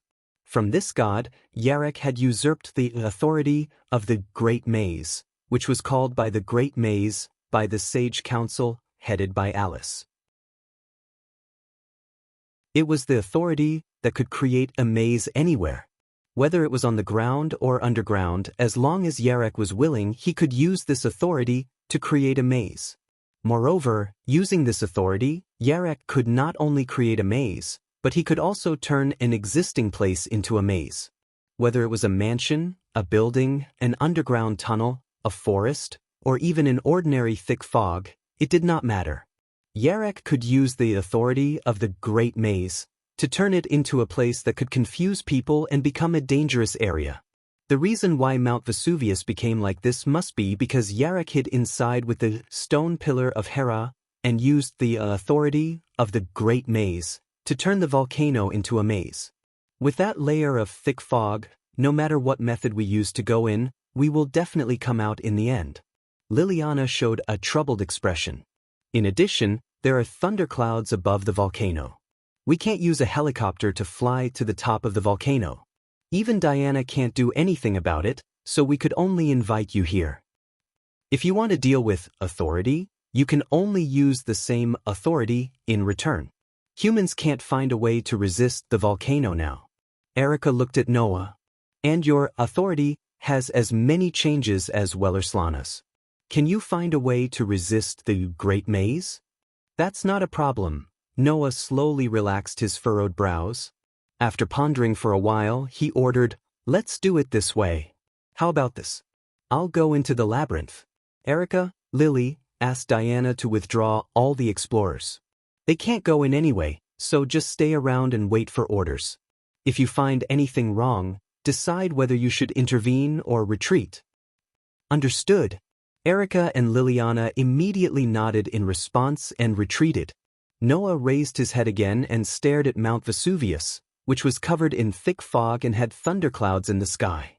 A sneer gradually appeared on his face. "I'd like to see what tricks you're going to play, Yarek." With that, Noah closed his eyes, and the stone plate connected to the 10 patterns appeared in his mind. "I am the conqueror who can defeat 1,000 with 100, 10,000 with 1,000, and 10,000 with 10,000. Now, for me, who is on the side of justice, please shine brightly and bestow me with divine power." In Noah's mind, one of the 10 patterns on the outline of the stone plate lit up. It was a pattern depicting lightning. After using the thunder incarnation, Noah's body suddenly released a large amount of lightning. He turned into a dazzling bolt of lightning and rushed into the sky. He rushed into the flashing thunderclouds and disappeared without a trace.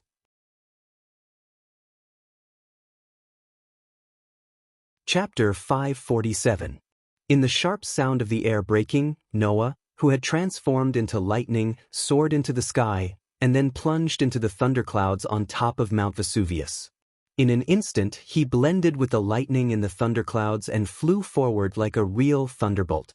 Of course, although it was said to be like a real thunderbolt, Noah could not achieve the speed of a real thunderbolt except for using the incarnation of Thunderbolt to transform his body into a bolt of lightning in the true sense. After all, moving in space was limited by many factors. External factors such as resistance, wind, pressure, gravity, centripetal force, and centrifugal force would hinder the movement itself. So even if Noah transformed into lightning, he still could not achieve the speed of a real thunderbolt.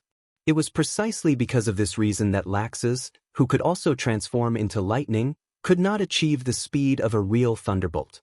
Jalal's speed seemed to be the same as a meteor, but in fact, it was also affected by external factors and could not achieve the speed of a real meteor. If one wanted to achieve the speed of a real thunderbolt, only the incarnation of Phoenix could use the authority of speed to do it, because the so-called speed did not refer to the ability to go from point A to point B at high speed, but the ability to substantially reduce the movement time from point A to point B. This ability itself did not represent speed, but represented the control of time itself. Therefore, people who used the authority of speed could enter the world of speed, where their senses were super-accelerated and the external world was super-decelerated. They were not affected by any external factors and could achieve the speed of a real thunderbolt. Similar to Noah's Phoenix, Yarek's lightning spark also had the same characteristics. By transforming himself into lightning and then entering the world of speed, where he was not affected by any external factors, and moving, Yarek could achieve the speed of a real thunderbolt. Therefore, in terms of movement speed, the Phoenix and lightning spark were much faster than the thunder incarnation that could only transform into lightning, and it was not just a little faster. If he wanted to reach the top of the volcano quickly, then Noah should have used the Phoenix incarnation. However, Noah's thunder incarnation was not to use the speed when he transformed into lightning, but to transform himself into lightning. Boom! In the surging thunderclouds, bolts of lightning were mixed with terrifying sounds of thunder. As though they were trying to expel foreign enemies, all of them twisted and flashed through the space, hitting Noah, who had transformed into lightning again and again. If Noah still had an ordinary body, he would have been seriously injured even if he didn't die after being struck by those bolts of lightning. However, after transforming into lightning, the lightning in the thundercloud could not harm the same lightning at all. In addition, when using the thunder incarnation, he could also gain the ability to control lightning. Noah passed through the thundercloud almost unscathed and arrived in the sky above the Vesuvius volcano. From here, Noah could clearly see that apart from the small space above Mount Vesuvius that was covered by thunderclouds, the rest of the sky was clear. In other words, the thundercloud itself was not attracted by the power to control the sky, storm, or lightning. It was a setting set by the power of Yarek's great labyrinth. It could also be said that it was a trap, an obstacle, and could not be controlled by Yarek himself. It was also because of this that Noah knew that he could not use the storm incarnation to disperse the thundercloud, nor could he blow away the fog that shrouded Mount Vesuvius. Therefore, he chose to use the thunder incarnation to directly rush in. Maintaining his lightning incarnation, Noah hid in the thundercloud and looked down at the top of Mount Vesuvius below. At the edge of the crimson volcanic crater, on a rocky ground, a stone pillar stood there, gathering an astonishing amount of curse power.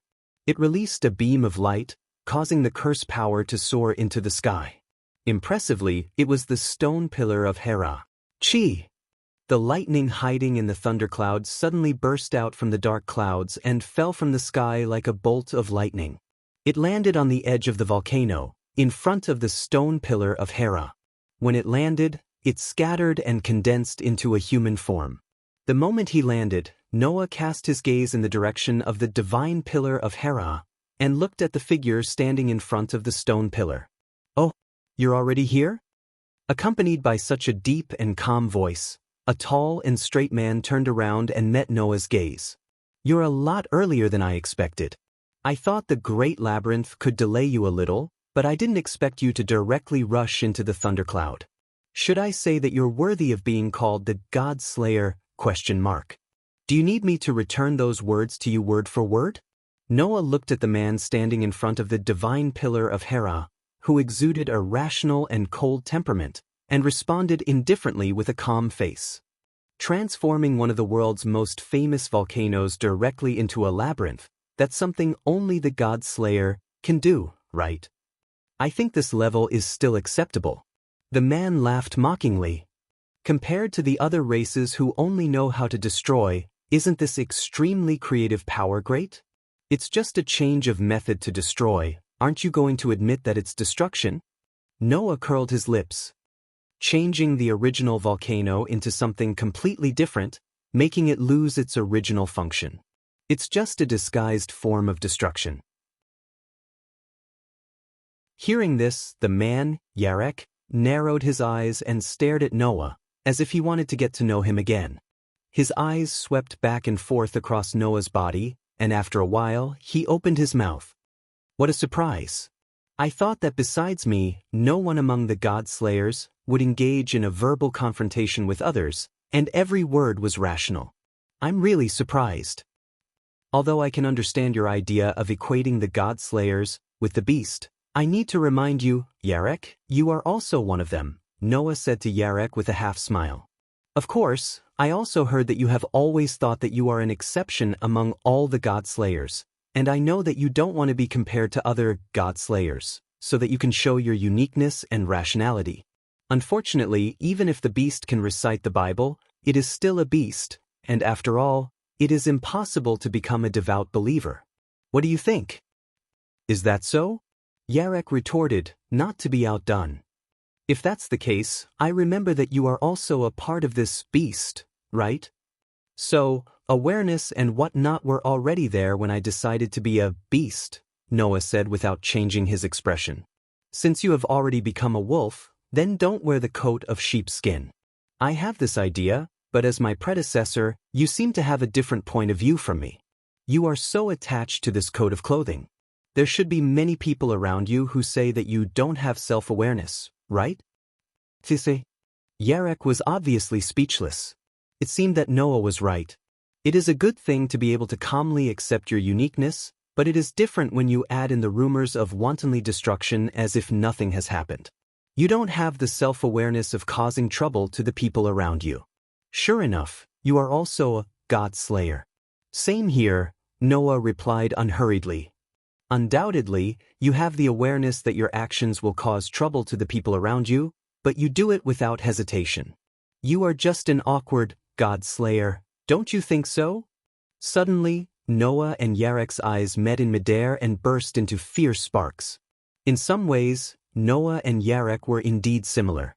As God-slayers, both Noah and Yarek had enough strategy and rationality in addition to the warrior part, and they also had the values of a normal person. However, Noah was the type who would not hesitate once he decided to do something. He was the type who did not care about trifles. Yarek was the type who would not hesitate once he decided to do something. He was the type who would do things his own way. How should it be said? Both of them were very unique and much more rational than the rest of their kind, but there was no doubt that they were still the kings of the God-slayers. The difference was that Noah had this self-awareness and accepted it calmly. He would not deny it, but Yarek seemed to care a lot about what others thought of him. He chose to avoid it and firmly refused to admit that he was the same type as the rest of his kind. Therefore, unknowingly, Yarek was more than one level weaker.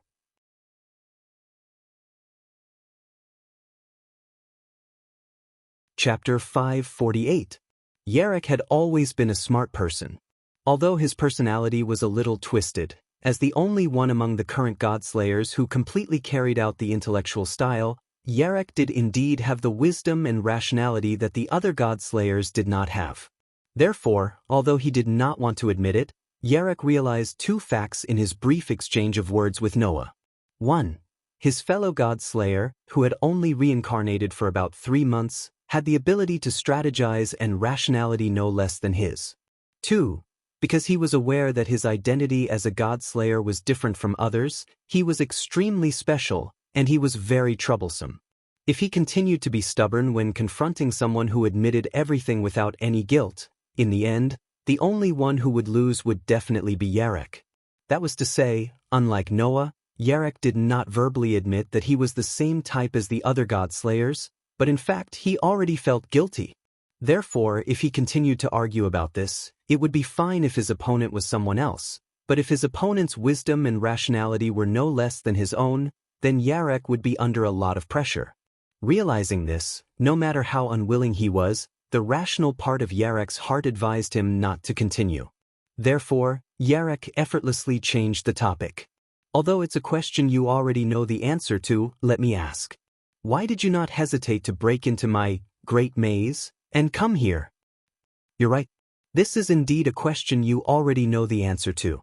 It's also a very stupid question. It doesn't seem like a question you would ask. Noah shrugged and threw these words without holding back. Have you ever seen a person who didn't chase after something was stolen? But if I remember correctly, this thing should belong to the witches of Nabali, right? Yarek said matter-of-factly. I don't remember this thing being your possession. Then think of me as a young man with a strong sense of justice who chased after someone who stole something. Noah turned his body and looked directly at Yarek.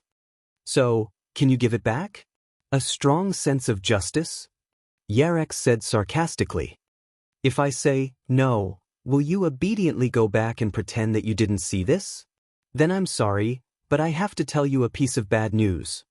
Noah's face was calm. You stole the holy pillar of Hera to lure Guinevere out, or perhaps you're interested in steel.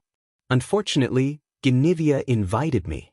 There's no room for you here, Your Highness Black Prince. Unfortunately, I'm the kind of man who will prepare a stage for his debut, Yarek said slowly. So, the negotiation failed, right? Negotiation? Noah raised his head and looked at Yarek. His eyes gradually lit up. You didn't negotiate with me before I stole the divine pillar of Hera. Now that you're talking about negotiation, I'll tell you whether or not you made a mistake in doing this. As soon as he said those words, something that no one could understand happened. Buzz. Like a mirage, Noah and Yarek's figures suddenly disappeared at almost the same time. At some point in time, Noah had replaced Yarek's position and stood in front of the divine pillar of Hera. Yarek suddenly appeared on a rock not far away, and his body was still flickering with traces of electricity. I see. Noah turned his head and looked in Yarek's direction as if he understood something. Is this your godly speed? I've heard that you have the same Godspeed authority as me, but I didn't expect you to be so proficient in this power. Yarek's expression was slightly surprised. You know, this ability is very troublesome. It was indeed troublesome. Because there was no interference from external factors, he could increase his speed and scrupulously, allowing himself to reach the level of Godspeed. In such a state of super high speed, it was impossible to make accurate attacks. In other words, when entering the world of Godspeed, the person who used Godspeed would also lose the ability to attack. This problem wasn't difficult to solve. Just like when Noah fought Tony, he could use Godspeed to move to the desired position and then release the Godspeed in an instant to launch an attack. However, in addition to this, the authority of Godspeed also brought about other problems. The reason why humans couldn't achieve the true meaning of Godspeed was not only because of external factors, but also because of physical limitations. The human body couldn't support such super high-speed movements. Therefore, using Godspeed would also bring a serious burden to the body and even cause many negative effects. In the state of Godspeed, we will be super accelerated and the surroundings will be super decelerated. That way, our heart rate, blood flow, and even the nerve transmission in our brain will be super accelerated. If something goes wrong, not only will our lifespan be shortened, but we will also collapse due to the difference in the flow of time around us. This is an ability that is both convenient and dangerous, Yarek explained with assurance. Therefore, the user of Godspeed can only control the time of use of Godspeed and pay attention to not overuse the ability, or like me. Saying this, the electric light on Yarek's body surged, and his body turned into a bolt of lightning. Directly abandoning the human body, naturally there won't be any burden on the body. After saying this, Yarek, who had turned into a bolt of lightning, disappeared from the space. It happened almost in an instant. A bolt of lightning abruptly appeared in front of Noah and condensed into a human form. Yarek held a sharp pen in his hand and directly stabbed at Noah's chest. However, in the next moment, Yarek was stunned. The sharp fountain pen pierced through the air. Noah, who had taken a big step to the right without anyone noticing, looked at Yarek mockingly. In the next second, he clenched his fist and punched. This punch was so fast that it couldn't be described with words. That was because Noah had activated the Phoenix incarnation, turning this punch into a Godspeed punch. Although it was impossible to accurately attack while in the state of seraphic speed, if he was facing a motionless target and didn't move himself, then he could use the Phoenix incarnation in the instant of the attack, and this seraphic speed punch would naturally not deviate from its path. Crackle! Unfortunately, this Godspeed punch didn't hit Yarek's body, but Yarek, who had suddenly turned into a bolt of lightning, hit the bolt of lightning and caused a burst of electric shock. Then, the bolt of lightning disappeared. When it reappeared, Yarek, who had returned to his human form, was standing on the rock with a deep frown. You can see through my Godspeed? In the state of Godspeed, the human eye couldn't track it at all. But just now, Noah had indeed avoided Yarek's attack. So that's how it is.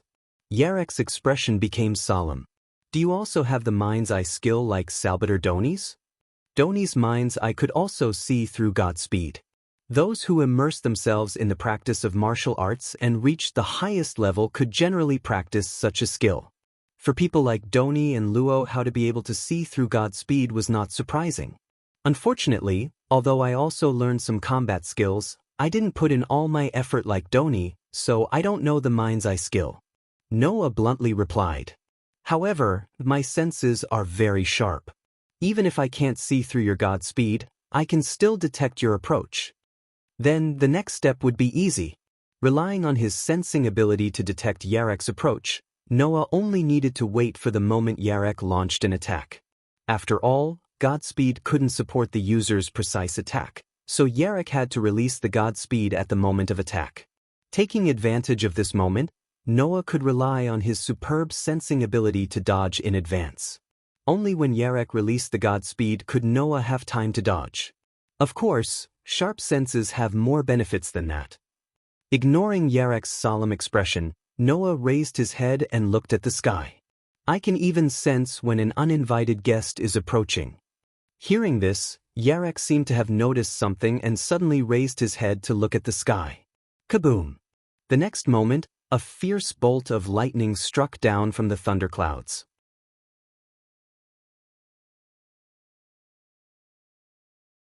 Chapter 549.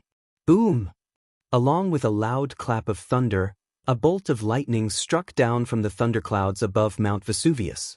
It tore through the air and space, and in a flash, it abruptly struck the ground. Noah and Yarek activated their own speed almost at the same time. One turned into a phantom under the power of the Phoenix incarnation, and the other turned into lightning under the power of the lightning spark. At the same time, they retreated violently to the rear. Immediately, the thunder fell between the original position of Noah and Yarek. Boom! With an astonishing loud noise, the thunder directly hit the ground, exploding a circle of violent impact wind, scattering gravel in all directions like a tornado. Relying on the authority of the speed, Noah and Yarek both avoided the blow unscathed. They removed the authority of the speed at a distance from the place where the thunder fell, revealing their figures and staring at the center of the impact wind. "Ha! Over there," a sweet voice laughed as it reverberated. As expected of the two kings of today's world. Not only were they able to detect the enemy's approach in time, but they were also able to dodge the attack. More importantly, both of them are users of Godspeed. It feels as if they were destined to meet each other. With such a sentence, in the center of the gradually dissipating impact wind, a blurred and hard-to-see fog appeared at the place where the thunder fell to the ground. Noah and Yarek both saw it. In the thick fog, there was a beautiful white horse. On the beautiful white horse, the god ancestor named Genivia was sitting on it, nestling on the chest of a person. It was a fully armored knight wearing a full set of white heavy armor. Even his helmet happened to cover his face, making it impossible for others to see his face. Not a single part of his body was exposed to the air, and he was holding a spike-shaped spear in his hand. The moment they saw the knight, both Noah and Yarek's bodies suddenly surged with majestic power, and their bodies and minds naturally entered the state of battle. There was no doubt that the knight was a god. "Oh," Yarek said in a tone as if he had met an acquaintance. "Finally appeared? Genivia?" Noah first glanced at Genivia, and then turned his eyes to the knight in full armor. "So, that is the patron of Genivia that Alice mentioned, right? Master Noah already knows this much?" Perhaps Guinevere heard Noah muttering to himself. Like a child, Guinevere leaned in the arms of the knight and spoke in a coquettish tone. "Yes, my uncle is the patron of this world to protect me." Sure enough. If it weren't for the existence of this so-called guardian, it would have been impossible for Guinevere to break through Yarek's great labyrinth by himself. Genivia, the god ancestor, could break through Yarek's great maze, just like Noah did. Instead of breaking through the maze, he broke into the thunderclouds and went directly to the top of the volcano. Only a god who also had the power of thunder and lightning could do that. It seems that I didn't use the fog to cover the top of the volcano, but chose to use the thunderclouds as an obstacle. It was my miscalculation. Yarek looked at the knight behind Genivia provocatively. "It's been a long time, Lancelot." Lancelot? Noah's eyes suddenly focused on the knight. Lancelot. In Celtic mythology, he was one of the best and most outstanding knights of the Round Table led by King Arthur of ancient Britain.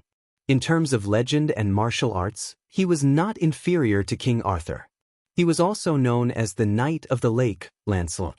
The patron of Genivia was that legendary knight? Or rather, the patron saint of Guinevere was Lancelot, and from a certain point of view, he could not have been more suitable. After all, in the mythology, Genivia was King Arthur's wife, and Lancelot was one of the most outstanding knights around King Arthur. These two people had an affair and betrayed King Arthur together. From this point of view, Lancelot should be the patron of Genivia, which was the most appropriate result. In such a case, the voice of the knight riding a handsome white horse Lancelot sounded from the heavy helmet. "Sorry, I came uninvited, but this is also the request of my beloved daughter, and I can't refuse." With such a sentence, Lancelot turned his horse's head, as if ignoring Noah, and confronted Yarek face to face. He showed his back to Noah in a dignified manner, as if he wasn't worried that Noah would launch a sneak attack. Although that was the case, Noah really wouldn't launch a sneak attack. His outstanding sensing ability told Noah that even if his back was exposed, Lancelot was still paying attention to him. As long as Noah attacked, then, the spear in his hand should instantly pierce through space and pierce Noah's chest, right? The knight in front of him really lived up to his reputation in the myths. However, for some reason, Noah felt that there was something wrong with the god in front of him. That feeling was difficult to express. Under Noah's sensing ability, Lancelot's existence was very strange, as if he wasn't here. It was really strange to the extreme.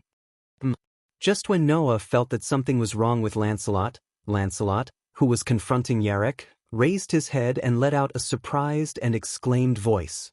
"Have you noticed my true face?" This sentence was obviously directed at Noah. "Uncle, please be careful," Guinevere, who was nestled in Lancelot's arms, suddenly said. "Although that lord has only been a godslayer for a short time, but he is the most special one among all the godslayers. Not only does he have the power not inferior to any godslayer or god of disobedience, but he also has the same wisdom as Lord Alexander. He is a very strong opponent." "Is that so?" Hearing Guinevere's warning, Lancelot once again turned his horse's head and faced Noah, turning his back to Yarek. Seeing this, Yarek's expression sank. He wasn't angry, but he became dignified. Obviously, Yarek had the same feeling as Noah just now. Even if Lancelot showed his back to him, there wouldn't be any flaws. "Since even my beloved daughter said so, Godslayer, it seems that you do have the power to satisfy the surging passion in my heart. If possible, I really hope to exchange blows with you and wield my spear to my heart's content," Lancelot said. "However, I'm just a guardian, just the shadow of my beloved daughter. I can't have such willfulness." "Shadow?" Noah suddenly froze. Intuition told Noah that Lancelot's words were the key to understanding why his form of existence was so strange. Unfortunately, now was not the time. Suddenly, the majestic white horse under Lancelot let out a long neigh, stomped on the ground, and rushed in the direction of Yarek. That speed was more than 100 times faster than an ordinary horse. Then Lancelot, who was sitting on the horse, raised his spear, and suddenly stabbed in the direction of Yarek. Yarek's expression changed, and he didn't hesitate to activate seraphic speed and disappeared on the spot. However, the tip of Lancelot's spear seemed to have extended at an unimaginable angle, and with a twist, it pierced in another direction. Rip. With such a sound, Yarek suddenly appeared in front of the tip of the spear that suddenly twisted in direction, and the clothes in front of him were already torn. That was the secret of the martial arts to break seraphic speed. Using the mind's eye to see through seraphic speed, capture it in the smallest and shortest path, and predict the opponent's next move to launch an attack. Noah had already seen this technique from Tony once, and this was the second time he witnessed it with his own eyes. If Yarek hadn't dodged well, this spear would have been enough to take his life. However, the moment Yarek dodged the spear, Lancelot, who was holding the spear, let go of his hand, and let the spear in his hand shoot out like an arrow. The target was the divine pillar of Hera. With a sharp sound, the sharp spear tore through the atmosphere and landed on the stone pillar.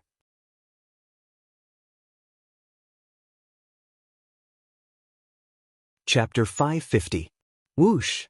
With a sharp sound, the tip of the sharp spear began to surge with a huge wave of curse power. It wrapped around the tip of the spear and fell on the body of the divine pillar of Hera. Clang! Following the sound of metal colliding, the divine pillar of Hera was cleanly and neatly broken into two sections by Lancelot's throwing spear. Noah and Lancelot, who saw this scene clearly, were shocked at the same time. Then, the huge amount of curse power that was originally gathered on the divine pillar of Hera was distorted. Like magma, it spurted out and soared into the sky. Boom! An extremely huge amount of curse power surrounded by a dazzling green flash rushed into the sky like a torrent, directly dispersing the dark clouds on top of Mount Vesuvius. Like a ripple, it spread in all directions. Buzz! However, soon, these ripple-like huge curse power that spread out stagnated again. It gathered at a faster speed than when it surged out and gradually formed a huge figure. It was a dragon. A giant dragon with bat-like wings, short limbs reminiscent of a lizard, a head shaped like a crocodile, and sharp teeth arranged neatly like swords in its bloody mouth. Whoosh! The huge dragon wings were spread out, and the giant dragon looked down arrogantly. Its scales glowed like emeralds, and its eyes flashed with a cold fierceness. Roar! The roar that shook the air lingered in the sky above Mount Vesuvius and echoed.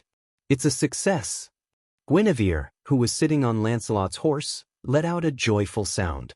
Because the divine pillar of Hera transformed the essence of the earth in Nabali into curse power. Now, after Uncle's destruction, the essence of the earth condensed in the divine pillar of Hera formed as a winged serpent, as we imagined, and appeared on the ground. A brave and mighty dragon. Seeing it, my blood began to boil. Lancelot looked up at the sky, and his hand that was holding the spear that had returned to his hand trembled with excitement.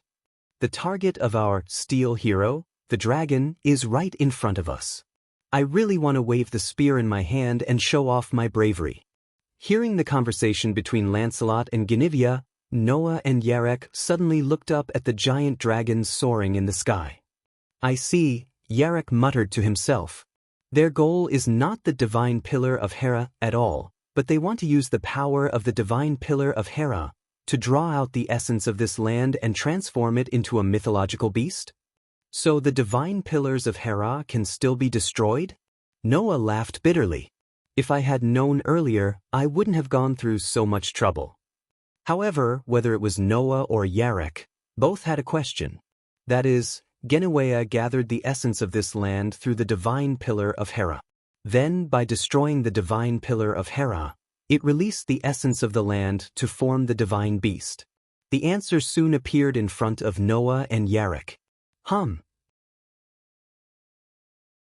As if it wanted to echo the roar of the giant dragon in the sky, a terrifying spell suddenly emerged from a corner of Mount Vesuvius without the slightest warning. Noah and Yarek simultaneously looked in the direction of the emergence of the spell. Noah could clearly feel that at the same time that the spell appeared, his body, which was originally filled with power because of Lancelot's appearance, seemed to have entered a state of excitement. The power rapidly emerged from all parts of his body and filled his whole body. Then there was no doubt as to what the spell was. In the next second, a figure quietly emerged from the huge spell.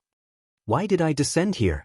With golden hair as dazzling as the sun and beautiful eyebrows that didn't make people feel weak, a man wearing a white robe and a cloak converged all the spell around him into his body and walked forward step by step. He raised his head, looked at the sky, and smiled happily. This kind of question isn't even worth asking. Since my enemy, the evil dragon, has appeared here, then why did I descend? Do I still need to answer the question? It wasn't clear if it heard the man's arrogant words, but in the sky, the majestic giant dragon lowered its head and stared at the man as if it had met its natural enemy. It let out a roar that shook the air.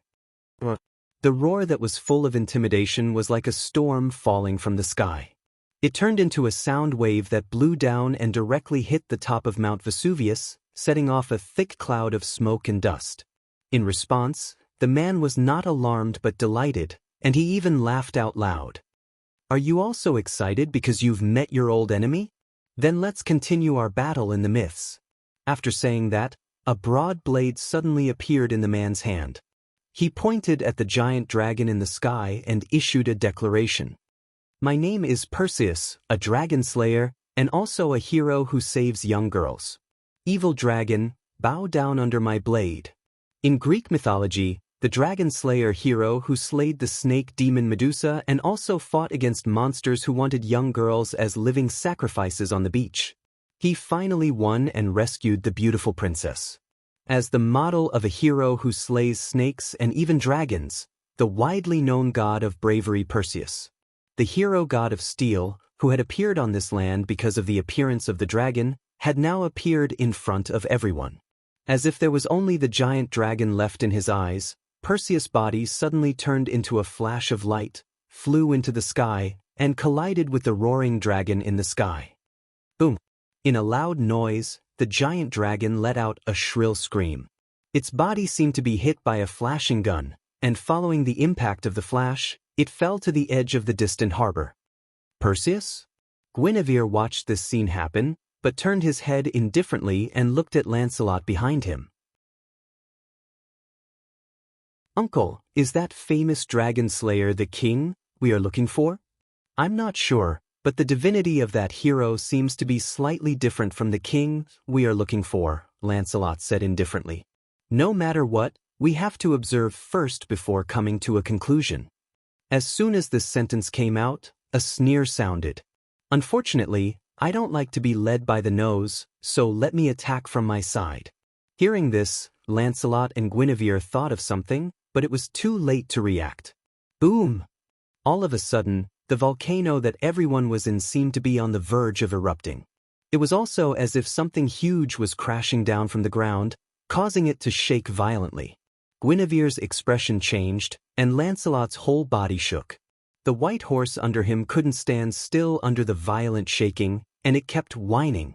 Noah, who had already noticed something was wrong, jumped into the air before that, and instantly used the incarnation of thunder to turn into a bolt of lightning and flew up.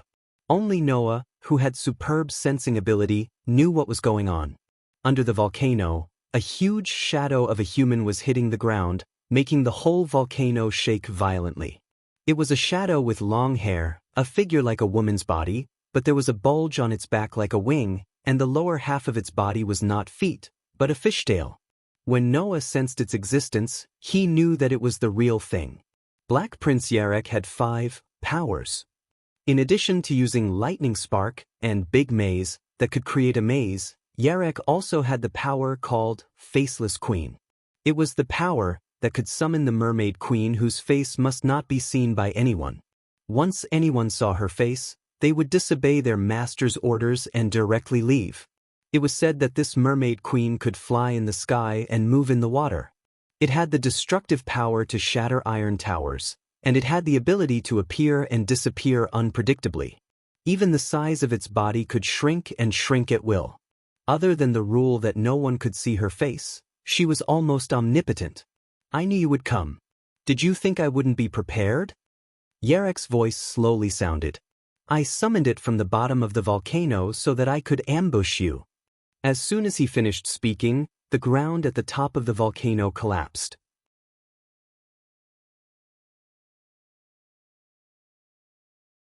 Chapter 551. Rumble. Amidst the deafening tremors, the surface of the summit of Mount Vesuvius collapsed without warning, burying Lancelot and Guinevere who were riding on their panicked white steeds.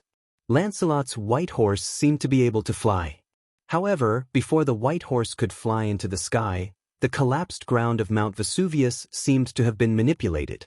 It quickly buried Lancelot and Guinevere, who were riding on the white horse, in the mud and rocks, and brought them into the interior of the volcano at a speed that should have been impossible. Noah, who had flown into the sky in time to avoid the disaster, clearly saw this scene. He didn't think it was a coincidence. Come to think of it, that should be Yarek's trap, right? Mount Vesuvius had been completely transformed by Yarek's Great Maze. Using this authority, it was easy for Yarek to set up a trap to quickly bury Lancelot and Guinevere on the ground. In addition, he also deployed the Faceless Queen to ambush them underground. This Yarek was indeed a strategist who carried out the style of a strategist even in battle. Noah even suspected that the thundercloud that allowed him and Lancelot to easily break through, enter the summit of Mount Vesuvius, and find Yarek and the god's Pillar of Hera might also be Yarek's arrangement. Because if one chose to break through the thundercloud and enter Mount Vesuvius, no matter who it was, they could only choose to land on the summit. In that case, it was equivalent to directly stepping into Yarek's ambush. In fact, Noah had already suspected this when he broke through the thundercloud and entered Mount Vesuvius. After all, if Yarek used the authority of the Great Maze flexibly, it could make people unavoidably fall into the maze and be unable to reach the location of Yarek and the god's Pillar of Hera. However, the thundercloud could be directly entered by breaking through. In this way, wasn't the thundercloud a door specially left for others? It was precisely because of this suspicion that Noah had been vigilant and immediately reacted the moment the Faceless Queen appeared. He used the thunder incarnation to fly into the sky and avoid the result of falling into the volcano. Presumably, there should be various traps set up by Yarek inside the volcano, right? And Yarek definitely wouldn't mind counting Noah, Lancelot, and Guinevere as having died in Mount Vesuvius. Just like what Alice said, a guy with a completely twisted personality, but a good brain. If I didn't have the ability to react to unexpected situations at any time, I would probably have to deal with that guy carefully, right? Noah, in the form of a bolt of lightning, overlooking the crater of Mount Vesuvius that had been completely buried because of the collapsed ground, and sneered in his heart. However, as the saying goes, courtesy demands reciprocity. Since you've left me alone outside, I won't be polite. After saying that, Noah, who had transformed into a bolt of lightning, soared into the sky and swept across the horizon. At the same time, the sky that had just been cleared by the dissipation of the thundercloud was once again filled with the sound of air vibrations. Dark clouds suddenly emerged, and it didn't take long for the sky above Mount Vesuvius to be covered. Rumble! Lightning flashed and thunder roared in the dark clouds at the same time. The next moment, a huge bolt of lightning violently flashed out from the clouds, rubbing against the air. While the dazzling lightning illuminated the entire space, it struck down and landed on Mount Vesuvius. Boom! The crater of Mount Vesuvius, which had just been buried, reappeared with a deafening bang under the direct impact of the huge bolt of lightning. The soil and rocks scattered in all directions, and then fell one by one into the crater of the volcano, accompanied by the thick bolt of lightning filling the entire interior of the volcano. Boom! The entire Mount Vesuvius shook violently at this moment, and a bone-chilling sound came from inside. It was as if the volcano was really about to erupt, causing continuous tremors. Seeing this, Noah, who had turned into lightning and blended into the dark thundercloud, secretly laughed in his heart. As the king of deicide and a famous god, this level shouldn't be enough to kill you. So, try your best to survive. After he finished speaking, Noah ignored the shaking Mount Vesuvius, which was on the verge of collapse due to the huge bolt of lightning, and rushed out from the slowly dissipating thundercloud toward the edge of the distant harbor. Roar! Before he reached the edge of the harbor, Noah heard an earth-shattering dragon roar. However, this roar was not filled with intimidation or majesty, but with endless pain and mournful feeling. Hearing this roar, Noah's heart tightened. There was no doubt that it was the roar of the dragon formed by the essence of this land because of the divine pillar of Hera. The sound was so miserable that dragon should have been severely punished by Perseus, right? After all, even if it was a mythological beast formed by the essence of the earth of Nabali, it was only a beast of the gods that appeared in myths. It was a great enemy to humans, but to gods, although it could not be said that it was powerless, it had almost no resistance. This could be seen from the fact that Noah could control the mythological beast formed by the stone of Gorgon. If he did not stop it quickly, that dragon would definitely be slaughtered by Perseus. That was a mythological beast formed by the essence of this land. If it was killed by the natural enemy of dragons and snakes, the god of steel, this land would never be able to recover its essence, and it would become a land of death and wasteland. Thinking of this, Noah sped up and flashed through the sky at a speed that could barely be seen by the naked eye. With bursts of thunder, he came to the edge of the harbor. At this time, Noah saw it. Near the coast, a dragon was lying on the ground, covered in wounds and blood. One of the dragon's horns on its head was directly broken, and its neck was almost cut off. Only less than a third of it was barely connected to its body. It was extremely miserable and dying. On the other side, a man dressed in an ancient style seemed to be deliberately prolonging his last attack to emphasize his magnificence. He held a large saber in his hand and charged toward the giant dragon. He mercilessly slashed at the giant dragon's broken neck, where only 1/3 of the giant dragon's body was left. At this critical moment, Noah directly removed the thunder incarnation, allowing his body to revert back to his human form from the state of lightning. Immediately after that, he immediately activated the Phoenix incarnation. His body turned into a phantom, as if directly integrated into the space and disappeared. Almost at the same time, Perseus, who was slashing at the dragon's neck, had a change in his expression. He suddenly stepped on the ground and stopped his body with a loud bang. Who? Then, a figure flashed in front of Perseus and threw a punch. With a gust of wind, it bombarded in the direction of Perseus. Oh! Perseus cried out in surprise. However, he calmly tapped the ground with the tip of his foot. His body gently leaped up and landed on the ground. He stabilized his body and raised his sharp and joyful eyes. He looked straight at the figure that had suddenly appeared in front of him. You are not an ordinary human, right? Hearing this, Noah did not answer. Instead, he glanced at the dying dragon behind him who was still trying to stand up from the ground. He was speechless. You're really ruthless, Dragon Slayer hero. I'm not so willful as to allow myself to be merciful to my former enemy. Perseus said as if it was a matter of course, but an expression of interest appeared on his sunny face. You, who just used the same power as God, should be the current God Slayer, and that power seems to have a familiar aura. Familiar aura? Noah frowned. What does this mean?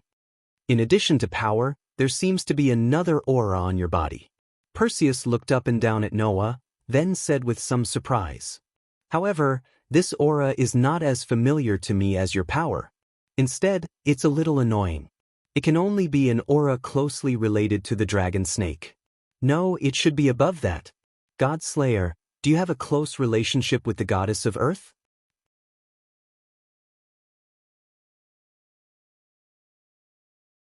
Chapter 552. You have a close relationship with the goddess of the Earth? Noah narrowed his eyes and met Perseus's gaze. Are you talking about Athena? Athena? Perseus's eyes lit up, and then he laughed happily. So that's how it is. Do you still have an extraordinary relationship with that goddess? In Greek mythology, Perseus chopped off the head of the snake demoness Medusa and offered it to the goddess of wisdom, Athena. This was a very famous story. However, Athena and Medusa were actually the same existence as the Trinity. That is to say, Athena was Medusa, and Medusa was Athena. And as the steel hero who achieved great things by slaughtering the serpents, he was undoubtedly the enemy of Athena, the goddess of the serpents. No matter which divinity it was, which origin, Perseus in front of him had an inseparable relationship with Athena. In other words, the so-called annoying aura that Perseus felt on Noah was probably the aura of Athena. Thinking of this, Noah took out a badge made of obsidian. For a moment when he saw this badge, Perseus's eyes narrowed, and he put on a fake smile. Young man, you seem to have something interesting. And unlike Perseus, behind Noah, the dying dragon lying on the ground seemed to have a completely different reaction to the badge in Noah's hand, and it let out a slightly happy low cry. At this time, the stone of Gorgon in Noah's hand trembled and emitted a faint light. The dying dragon immediately regained its spirit and let out a loud dragon roar, and then its whole body emitted a faint light, and it directly turned into a blue light and flowed into the stone of Gorgon. After a while, Nabali, who had turned into a giant dragon, merged the essence of the entire earth into the stone of Gorgon. At this moment, Noah felt that the power hidden in the stone of Gorgon seemed to have become stronger. Now, if Athena took back the stone of Gorgon and regained her status as the queen of the Trinity, her power should be relatively enhanced, right? In any case, since the essence of this land has been converted into pure power by the Gorgon stone, then the essence of the earth in Nabali should be restored soon. After all, both Athena and Hera were goddesses of the earth, and the symbol of the earth goddess was the snake. Being absorbed by Athena's snake was equivalent to the land falling under Athena's control. As the goddess of the earth, Athena would also give the corresponding blessings, so that the essence of the earth would be fed back to the earth itself, and there would be no sequelae. Noah heaved a sigh of relief and put the Gorgon's stone back into his pocket. He looked up at Perseus, who was watching the scene unfold with a smile on his face, but did not stop it, and said, "You appeared on the ground because of the appearance of the enemy dragon. Now that the enemy is gone, you should also return to the myths. It seems unlikely that such a thing will happen." I am a hero, and the people will look forward to the activity of heroes, and they like the deeds of heroes. Heroes will also fight for the people who worship them and show them their bravery. How can I leave before I am fully active? Perseus suddenly smiled. God-slaying warrior, you have taken away my active stage, and you are also Athena's messenger. Give me a battle where I can show my strength. I am not the messenger of Athena, I just have an ill-fated relationship with her. Noah sighed. In that case, can you give up the battle and return directly to the myths? There is only one way to let us return to the myths, and that is to eliminate the body that we appear on the ground. Unless you defeat me, even if I want to return, it will not be possible. Perseus raised the sword in his hand, as if he was acting in a stage play, and deliberately said beautiful words. Since ancient times, humans have had the habit of praying for the blessings of the gods. However, only a very small number of lucky people can receive the blessings of the gods. However, you people who kill gods forcibly seize the power of the gods who can grant human protection. This is a great disrespect. I will definitely cut you down with my sword. This is my duty as a hero. Without giving Noah a chance to reply, Perseus' body suddenly turned into a light shadow, like a stream of light, and suddenly rushed in the direction of Noah. However, when Perseus rushed in front of Noah, Noah suddenly disappeared like a mirage, leaving only an afterimage. Swish! Perseus' sword directly slashed down, cutting the afterimage left by Noah like a fog and dispersing it. Suddenly, Perseus let out a cry of surprise. With the sword in his hand, he jumped and left the place. At the same time, a figure suddenly appeared and punched at the place where Perseus was originally standing. Because Perseus's backward leap missed, he disappeared again. The God Slayer, your feet are really fast. And this power is really familiar. Perseus shouted. As he shouted, he kept jumping as if he was avoiding something. He dodged left and right, and he never stayed in the same place for too long. Every time Perseus jumped away, an illusory figure would appear near the place where he was originally standing and punch at Perseus. After hitting the air, the figure would disappear again. Obviously, Noah was using the incarnation of the phoenix to enter the world of God's speed. He launched a fierce attack on Perseus at a speed that even the gods couldn't keep up with. However, Perseus, as the hero of steel, was not to be trifled with. Even if his eyes and body couldn't keep up with Noah's speed, he still noticed Noah's attack and carried out a small range of dodging. At the moment of the attack, Noah still had to remove the phoenix incarnation and withdraw from the state of God's speed. It was at this moment that Perseus could barely dodge, but in the end he still looked a little embarrassed. However, as his figure became more and more embarrassed, Perseus' eyes became brighter and brighter. In the end he even laughed out loud. This power, I finally recognize it. It is the power of my old friend, the god of victory named Welslana. No wonder it is so familiar. The God Slayer, your luck is very bad. With such a sentence, a light wheel like the sun appeared behind Perseus, blooming with dazzling brilliance. 1. Under the dazzling light, Noah, who had disappeared, suddenly appeared from a corner with a shocked expression on his face. At this moment, Perseus, who was holding a saber, flashed and appeared in front of Noah with a victorious expression on his face. I see you, the God Slayer. As soon as this voice sounded, the saber in Perseus' hand turned into a flash of light and slashed through Noah's chest. Poochie! In the tearing sound, Noah, who had jumped back without anyone noticing, directly splashed out a burst of red blood from his chest. A huge hideous wound also appeared on his chest. Pain attacked Noah's mind.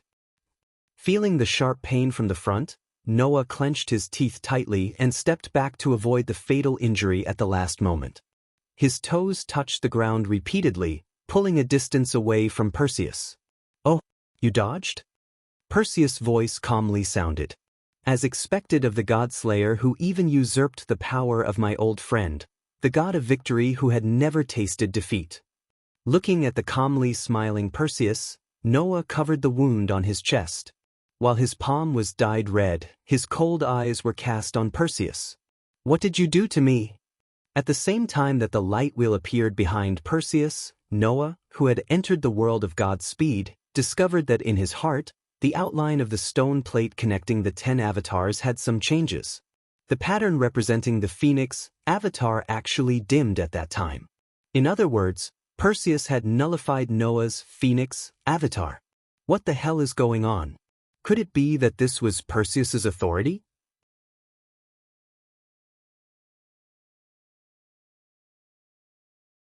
Chapter 553. Noah really didn't expect that Perseus could actually nullify his power, causing him to withdraw from the world of God's speed. Noah, who hadn't recovered from the difference in the flow of time between the two worlds, was directly hit by Perseus' blade. If he hadn't whipped his body at the critical moment and made his body take a step back to avoid the fatal injury, Noah wouldn't have just had a hole in his chest, but his entire body might have been cut in half. But how did Perseus do it? Perseus was very famous. Almost everyone knew a little about the legend of him killing Medusa. Naturally, Noah wouldn't miss out on his knowledge.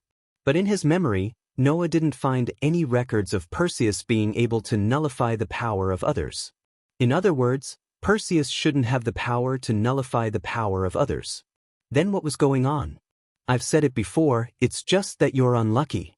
Perseus raised the sword in his hand and pointed it at Noah. The expression of victory on his face became even more intense. Godslayer, there's no harm in telling you. Like Athena, who has a deep relationship with you, I also have another divinity. That's also my other name. Mitra. Perseus smiled meaningfully. For you, who has usurped the power of my old friend, Welslana, this should be a name that you don't know, right? Mitra. Noah was stunned at first, then his gaze froze. Mitra.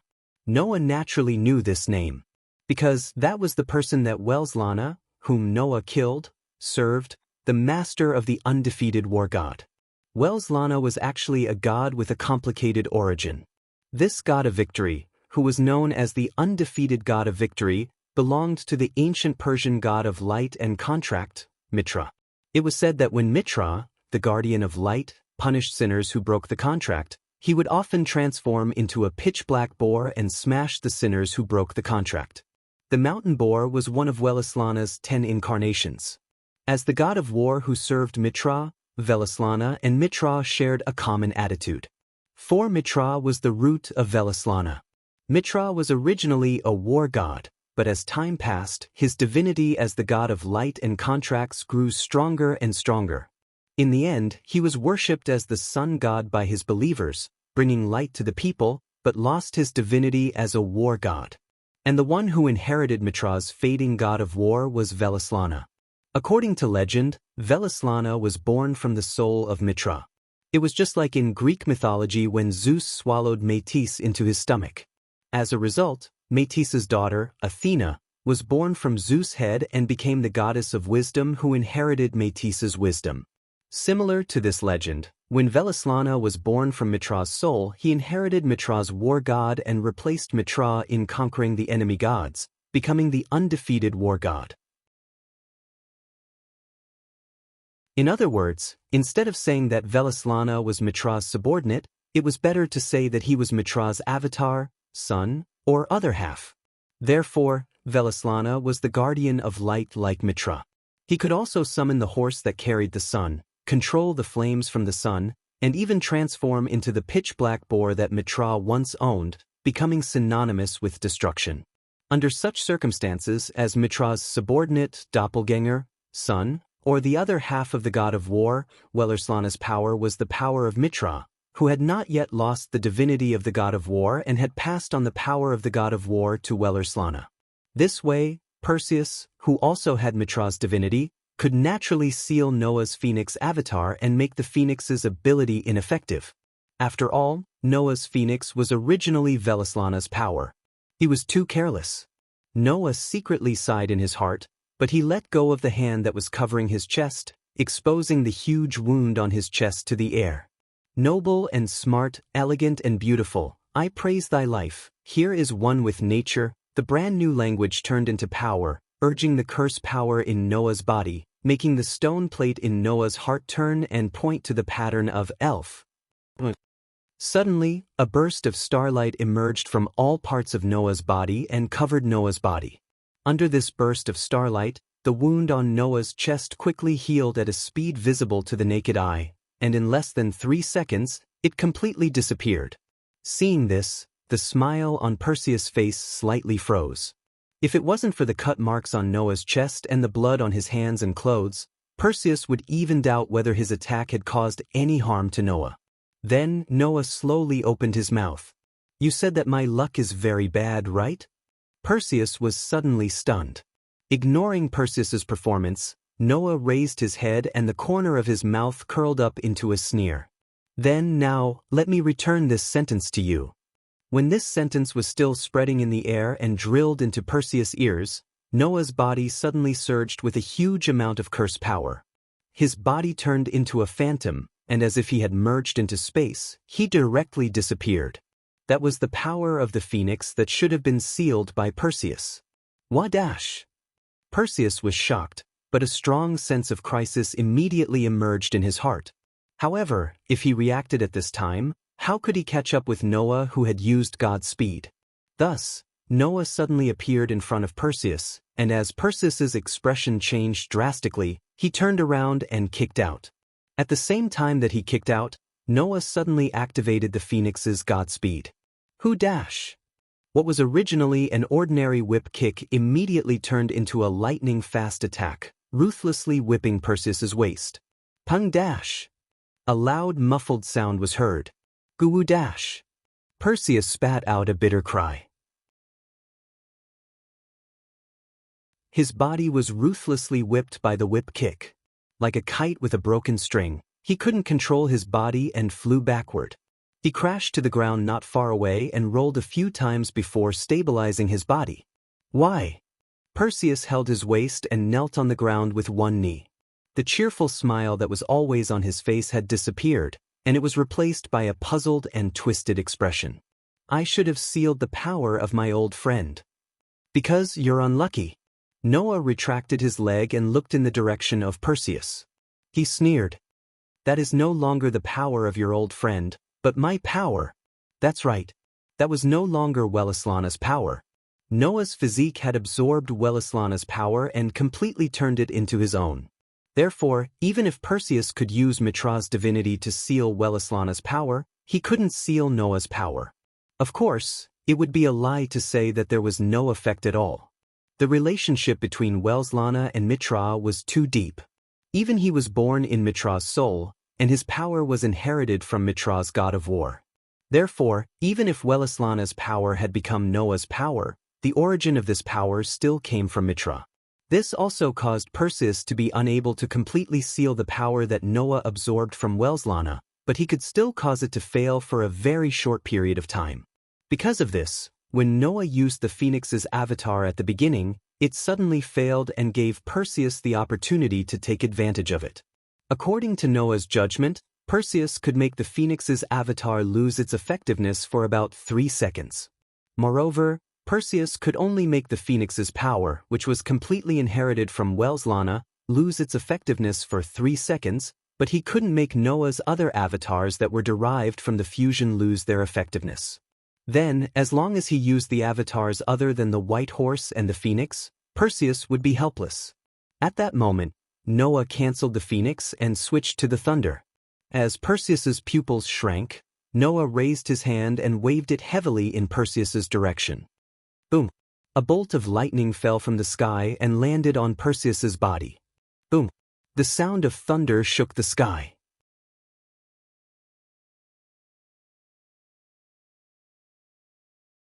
Chapter 554. Beep, beep, beep. On the ground struck by the lightning that fell from the sky, traces of electric arcs crawled like snakes. They constantly flowed around, stirring up frequent electric currents that made one's scalp tingle. After these electric currents on the ground crawled aimlessly for a while, they converged on Noah's body as if they were guided by an invisible hand. They followed Noah's feet, climbed up his body, and mixed with the electric arcs on his body, making the electric currents even more powerful. Just as Ganivia said, Noah was extremely special among all the god slayers. Among other things, Noah had an advantage that the other God-slayers did not have in terms of the enhancement of their authority. Pandora said that the God-slayers could only become stronger in actual combat. The more battles they fought, the more opportunities the authority of the God-slayers had to be enhanced. That was why Warban and Luo Hao, who had lived the longest, were so ridiculously powerful. After all, Warban and Luo Hao, who had lived for at least 200 years, must have fought many battles. Coupled with the fact that the God-slayers could only become stronger in actual combat, it was natural that the two demon kings would be so strong. Compared to the other God-slayers, apart from being able to become stronger in actual combat, Noah's authority had also been integrated into his authority. Even when he wasn't fighting, Noah's authority would slowly increase. That was to say, Noah was becoming stronger almost all the time. Of course, the increase of his authority was one thing, and whether he could master these authority was another. In this regard, Noah could only gradually master his authority through actual combat. After 3 months of battles, Noah had a full grasp of the authority of the 10 incarnations. Just like the current thunder incarnation, Noah, who used this incarnation, could retract the thunder and lightning used to attack before and add it to the newly added thunder and lightning, making the power of thunder and lightning stronger. This was one of the manifestations of the thunder incarnation being fully mastered. In addition, like the phoenix incarnation, Noah could no longer only use seraphic speed like before, but he could control the activation and deactivation of seraphic speed. By switching seraphic speed on and off, Noah could enter seraphic speed when he wanted to move, and deactivate seraphic speed when he wanted to attack to ensure the accuracy of the attack. Not only that, but during the attack, Noah could also suddenly activate seraphic speed again, turning the launched attack into a seraphic speed attack. In this way, even super-fast attacks in the seraphic speed state could become possible. Although during the activation and deactivation of seraphic speed, there was an extremely short moment when the opponent could take advantage of the opportunity to dodge, it was still better than being unable to attack in the seraphic speed state. The key to this seraphic speed ability lies in the switching between the activated and deactivated state. Now, Noah could also grasp this key point very well, and use the Phoenix incarnation incisively and vividly. The rest of the incarnations were in the same situation, and they had been well controlled by Noah. Even Noah found a surprise from some of the incarnations. For example, the elf incarnation could not only heal injuries, but also had the hidden effect of restoring spirit and spell power. As for the rest of the clones, they more or less had other hidden effects, which were discovered by Noah. As for what those effects were, it would be revealed later. Noah, who had a strong electric current flowing on his body, looked at the place in front of him where smoke and dust were stirred up by the lightning attack from the sky. A strange light flashed in his eyes. He waved his hand, and a faint spell power turned into a breeze, blowing away the smoke and dust. As a result, a bottomless pit appeared in front of Noah. As for Perseus, he had probably turned into ashes. Noah clearly felt that his attack hit Perseus without any deviation, and he even felt that under the attack of the lightning, Perseus's aura gradually weakened from strong to weak, and finally extinguished like a candle flame. In such a situation, Perseus could not still be alive. However, Noah did not relax at all. In the past 3 months, Noah had also encountered 2 or 3 gods and fought with them. In the end, Noah emerged victorious in every battle against the 2 or 3 gods. But in the end, Noah did not even gain a single authority.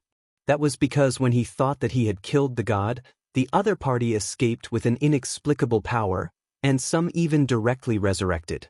Therefore, Noah did not think that the god was so easy to kill. The most important thing was that Noah still did not feel that he had usurped Perseus's authority. In other words, Perseus was not dead yet. Dead should be dead. But if the other party was resurrected, it would not be strange at all. Perseus is also Mitra, and Mitra is the sun god. Noah frowned. Then, Perseus should have the authority of resurrection. Gods who were related to the sun generally had the authority of resurrection. The sun would rise in the morning, bringing light and life to the earth, and then set in the west at night, falling into silence. It could still rise the next day. This phenomenon itself had the meaning of rebirth. Just like the symbol of the snake that represented the earth goddesses, snakes would hibernate in winter and wake up in spring. They would constantly shed their skin, which meant that they were immortal. Therefore, gods who were related to the sun and snakes could generally be resurrected.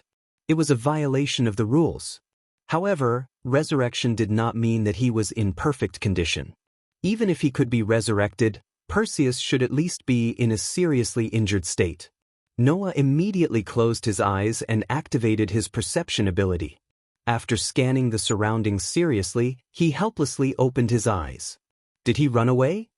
It was precisely because of this situation that Noah did not increase his authority in the past 3 months.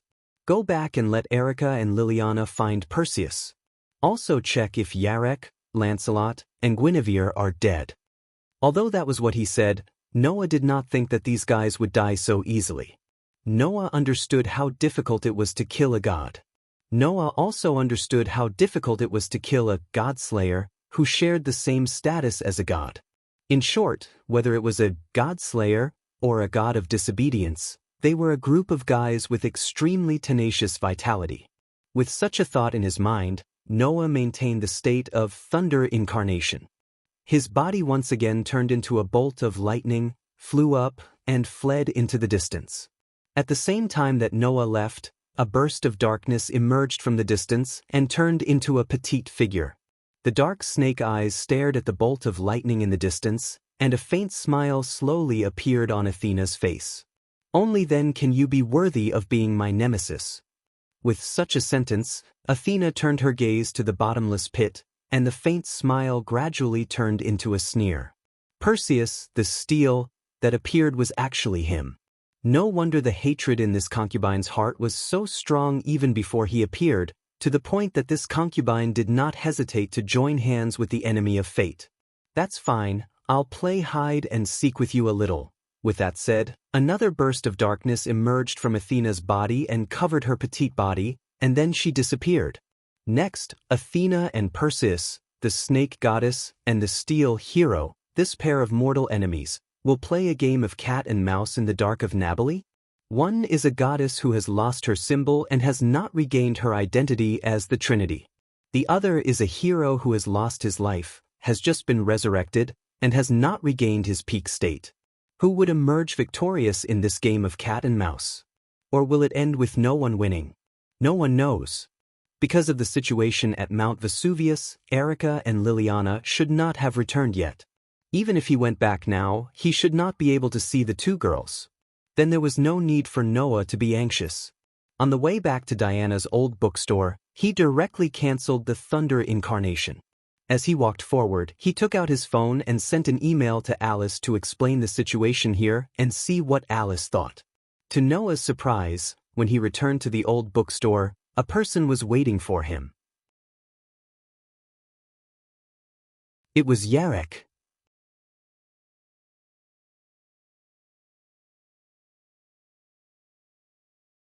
Chapter 555. In the bustling streets of the old city, the noise was like that of a wet market. Perhaps it was because someone had used some sort of barrier or magic around Mount Vesuvius.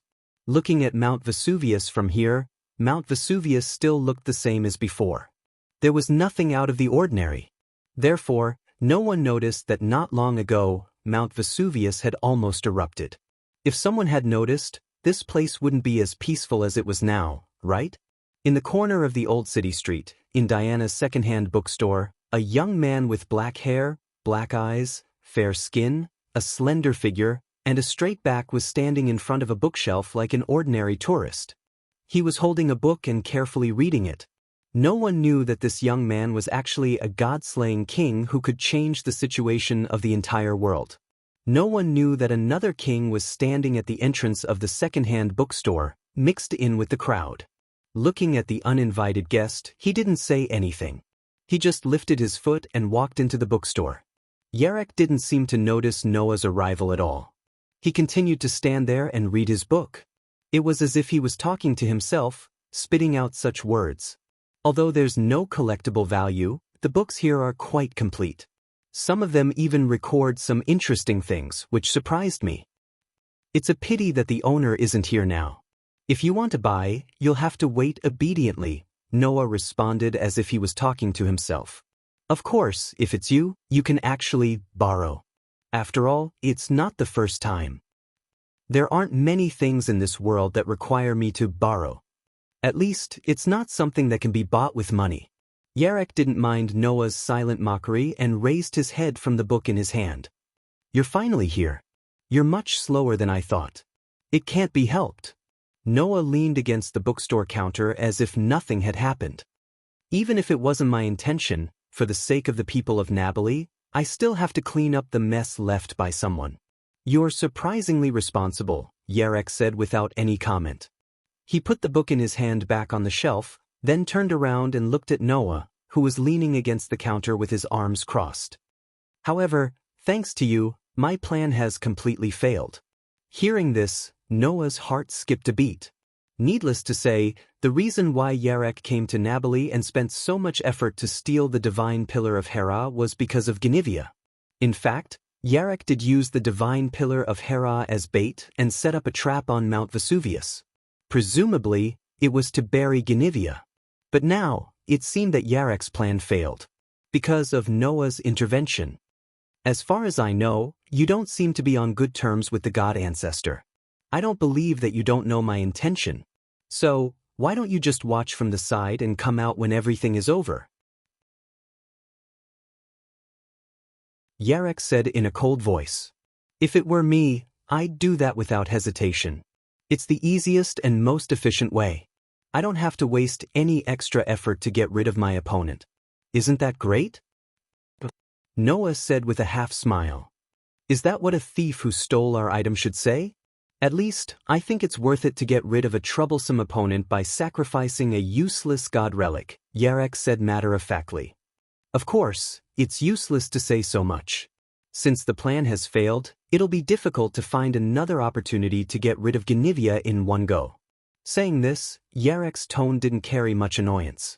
A well-thought-out plan was ruined just like that, causing his sworn enemy to flee, but Yarek didn't seem to be angry at all. Instead, like a robot, he threw the past failure to the back of his mind and began to plan for the future. Should he say that this man was too straightforward? Or was his personality so twisted that he had lost his humanity? Or perhaps a little of both? Noah could not help but laugh. Are you so sure that your plan can get rid of Genivia? Don't forget that Lancelot is with the god ancestor.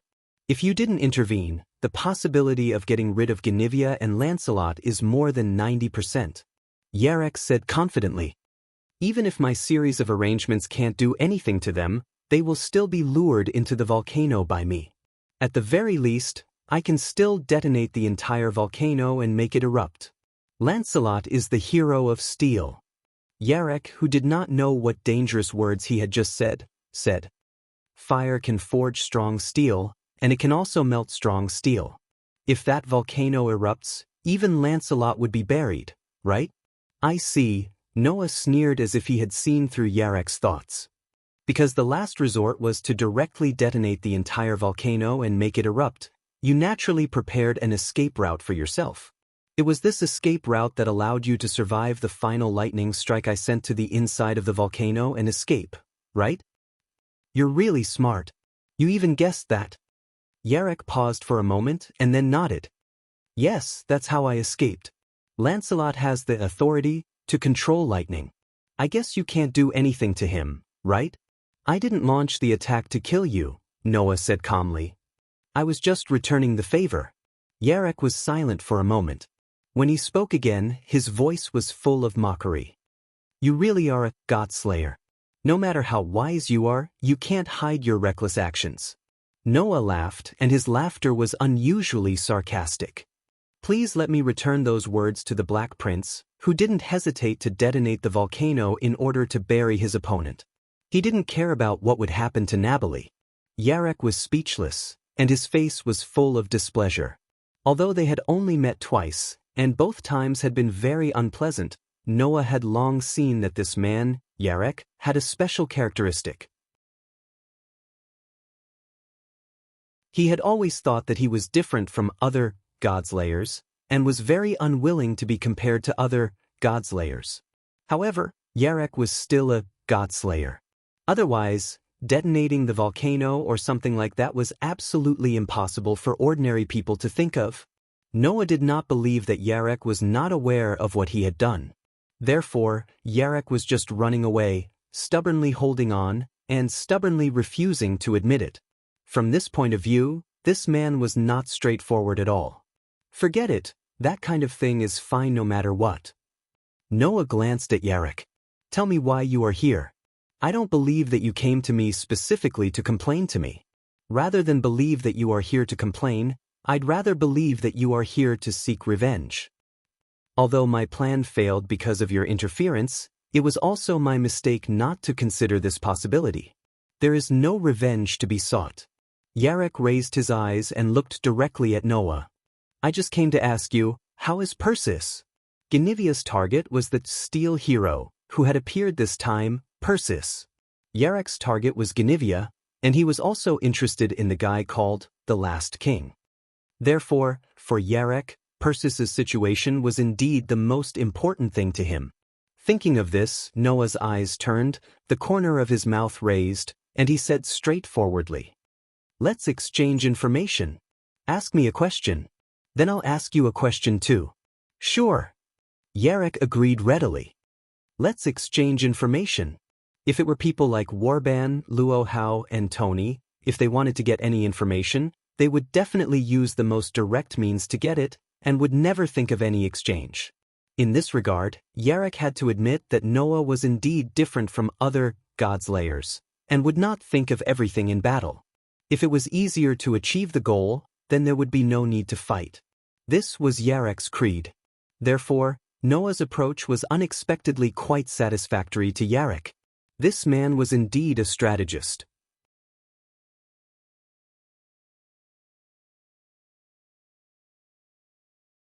Chapter 556. It was not until it was dark that Erica and Liliana returned. Diana is still at Mount Vesuvius. As soon as she returned, Liliana looked at Noah with a sorrowful expression and complained. In order to cover up the changes in Mount Vesuvius, Diana will be there with the witches of Nabali. She probably won't be back anytime soon. Mount Vesuvius was first completely transformed by the power of Yarek's great labyrinth. Then, because of Lancelot and Guinevere's relationship, the entire crater of the volcano was tightly sealed. Later, it was destroyed by Noah's all-out lightning strike, which almost caused the volcano to collapse. After suffering so many blows, Mount Vesuvius had long changed its shape. It was believed that anyone who lived in Nabali would notice that something was wrong with it. What was more serious was that because of Noah's lightning strike, Lancelot, and Yarek's battle inside the volcano, Mount Vesuvius seemed to have really been activated, entering a stage where it would not be strange for it to erupt at any time. In order to prevent this from happening, and to prevent the ordinary residents from discovering the changes in Mount Vesuvius, Diana led the witches of Nabali to work their day and night in an attempt to cover up all traces.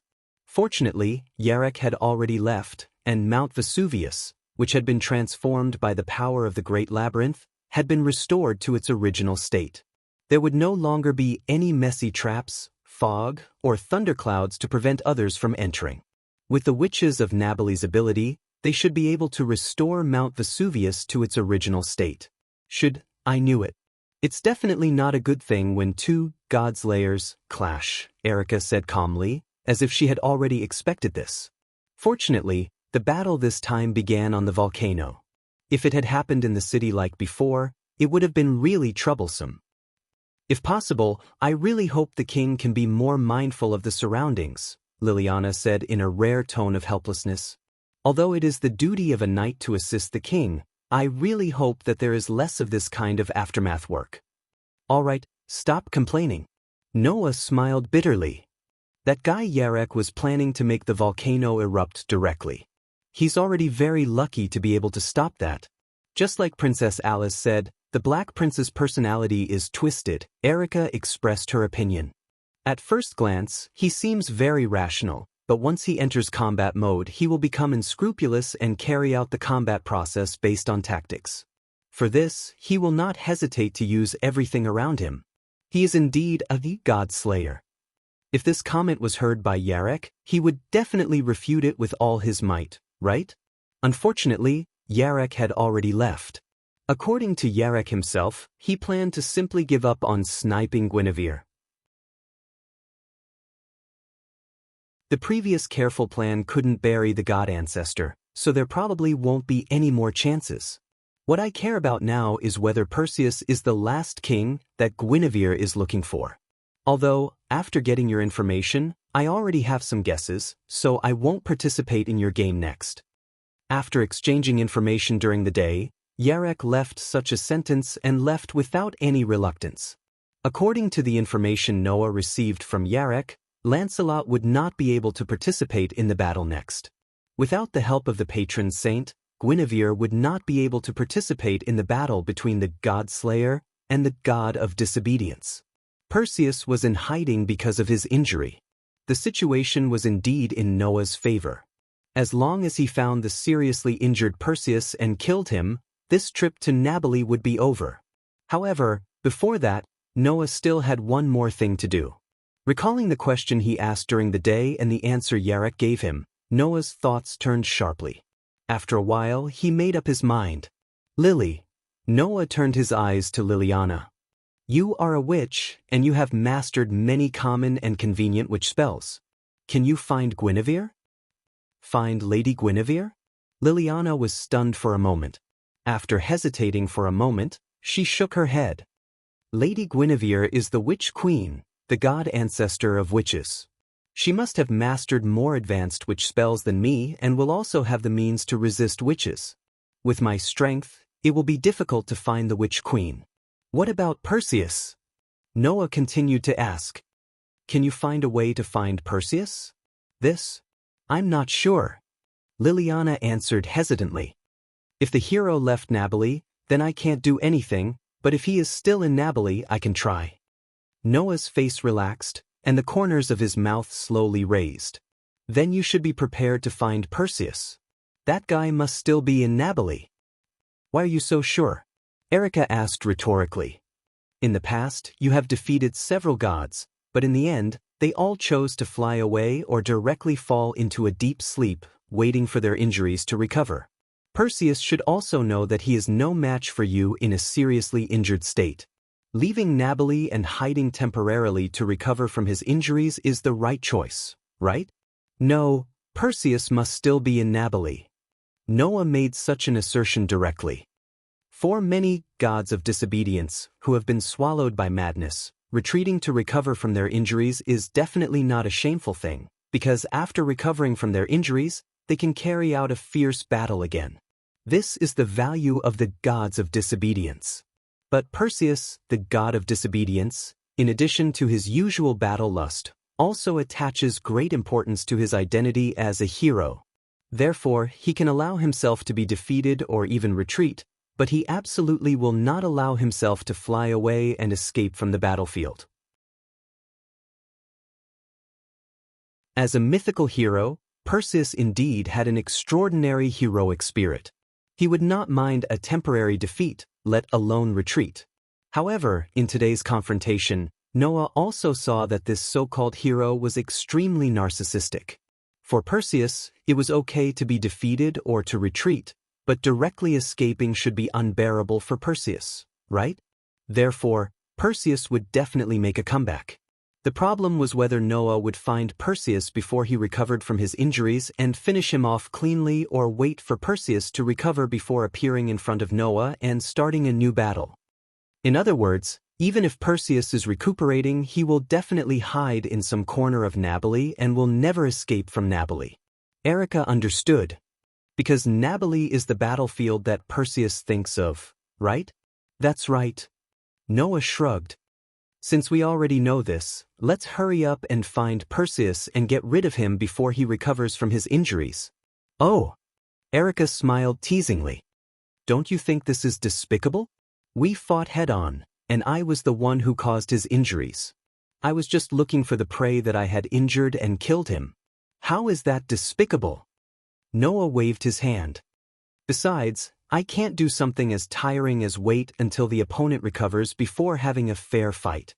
It's fine if it's another opponent, but this time, the opponent is the god of disobedience. For these gods, if we don't seize any opportunity to defeat them, we are simply letting them go on purpose. This is no different from insulting them, isn't it? Erica and Liliana both nodded in agreement. I will find God Perseus, Liliana vowed, but she soon had doubts. Then what about Lord Guinevere? Don't worry. Noah showed a meaningful smile. If we want to find the mouse hiding in the dark, we can only let the cat, who is also good at moving in the dark. It is most suitable to give the task of finding Guinevere to her. Hearing Noah's words, Liliana was still puzzled, but Erica seemed to have thought of something and smiled sweetly. Soon after, Liliana returned to her room and began to make preparations. Erica also went to help. Looking at the backs of Erica and Liliana, Noah smiled, got up, and walked out of the used bookstore.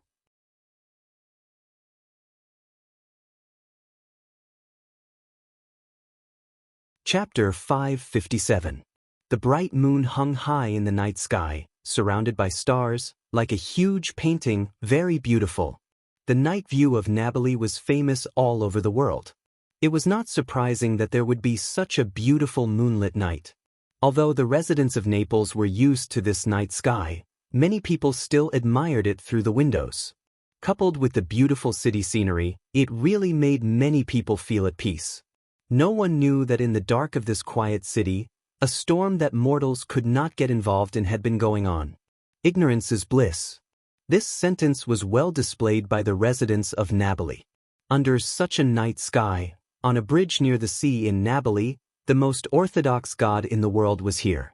She was about 10 years old, and her slender body was dressed in a black formal dress. A quiet atmosphere pervaded the air around her as she stood on the bridge. However, she was looking down at the surface of the river below the bridge. Her sapphire-like eyes were filled with a solemn expression. The next second, Guinevere, who was looking at the water under the bridge, spoke softly. Her voice was light and full of frustration. I'm sorry, uncle, Guinevere couldn't find steel. Hearing Guinevere's words, a knight in white armor slowly appeared in front of Guinevere from the water at the bottom of the bridge. Lancelot, the famous knight of the lake in Celtic mythology. This god was not by Guinevere's side now, nor in the water. The image that was being projected now was only Lancelot's reflection. Don't worry, my beloved daughter, we have waited for so long, and now we don't mind waiting a little longer. But, uncle, is Perseus really the king we are looking for? Guinevere looked a little absent-minded. If we finally confirm that Perseus is the king we are looking for, then we naturally don't mind wasting this time, but what if Perseus is not the king we are looking for? Then let's continue our search. Lancelot answered without hesitation. It is your mission to awaken the lazy lord and make him appear on this land once again. My mission is to protect my beloved daughter and wield my spear for my lord and his beloved daughter. Isn't this something that has been decided long ago? Uncle is right. Guinevere sighed. Both Uncle and Guinevere were once followers of the king. If there is any trace of information about the king left in Uncle's and my memories, there would be no need for us to search for the king's whereabouts. In the distant past, before becoming a god ancestor, Guinevere, who was a goddess, and Lancelot, who was a military god, had followed the last king to wander and fight in this land. Logically speaking, Lancelot and Guinevere should know the so-called last king as well as they could. However, the reality was that neither Lancelot nor Guinevere had any memories related to the last king. Because Guinevere had reincarnated from a goddess to a god ancestor, she would lose all memories of her previous life after reincarnation, so there was no clue about the last king. And Lancelot didn't know the whereabouts of the last king because he didn't deliberately remember. As long as I can show the bravery of a military god, I can even forget the name and appearance of the master I served in the past. This is Uncle, right? Hearing Guinevere's sigh, the White Knight said calmly as if it was a matter of course. That's right. Running in the field and waving my spear is what I want. The other things are just trivial things that have nothing to do with me. They are all factors that will make me slow and weak. So, what harm is there in abandoning them? If ordinary humans heard Lancelot's words, they would most likely think it was ridiculous. In order to be able to fight without any distractions, he could abandon all factors that might affect him. He could even control his memories and let them disappear without any reluctance. This was simply a value that humans couldn't imagine. But the so-called God was such a thing. It was an existence that humans couldn't understand at all. Among them, Lancelot, the god of steel who didn't hesitate at all, was the most outstanding. If the man who once fought side by side with me dies on any battlefield, I just have to raise my sword, mourn his death, and feel proud of his glorious passing. Isn't that enough? Lancelot said without confusion. I'm sorry. If it weren't for my stubborn personality, I would have been able to find the monarch I served earlier. No, uncle, please don't say that. Guinevere looked at Lancelot's reflection on the water with sincere eyes. It is because of uncle's belief and ego that you can become the strongest, steel, second only to the Lord. It's a pity that I still can't wield my spear to my heart's content and give the enemy a head-on blow. Lancelot's voice was still as calm as ever. If I could use my full strength, the Black Prince who killed the god wouldn't have made things so difficult for you. Hearing this, Guinevere couldn't help but feel annoyed. The last king that Lancelot and Guinevere served was a king with the title of the strongest steel, and also a hero who existed specifically to annihilate the god-slayers on the ground. Every time multiple god-slayers appeared on the ground, the last king would wake up and annihilate all the god-slayers on the ground, burying all the demon kings. The last king had killed countless god-slayers until now, and was known as the natural enemy of all god-slayers. Facing a god-slayer, he had never lost a battle. Serving this king, how could Lancelot, who was second only to him, be weak? If Lancelot could use his full strength, at least he wouldn't be entangled by Yarek like this. Unfortunately, Lancelot couldn't use his full strength now, and couldn't protect Guinevere for a long time. Because the Lancelot that appeared on the ground was not the god of disobedience that violated the myth, but just a god's shadow. When such a sentence echoed and drilled into Guinevere's ears, Guinevere's heart suddenly shrank into a ball, and he suddenly turned his head and looked at the source of the voice.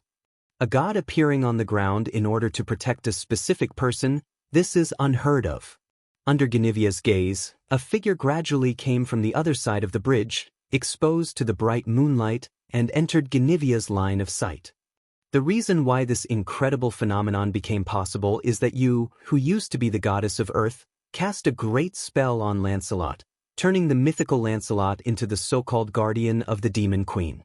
The dark and deep pupils met Guinevere's gaze, and the newcomer suddenly smiled. However, because of the inexplicable shackles imposed on him, Lancelot can only appear on the ground for a short period of time when the god of the demon queen is in danger, and he can't use his full strength, am I right?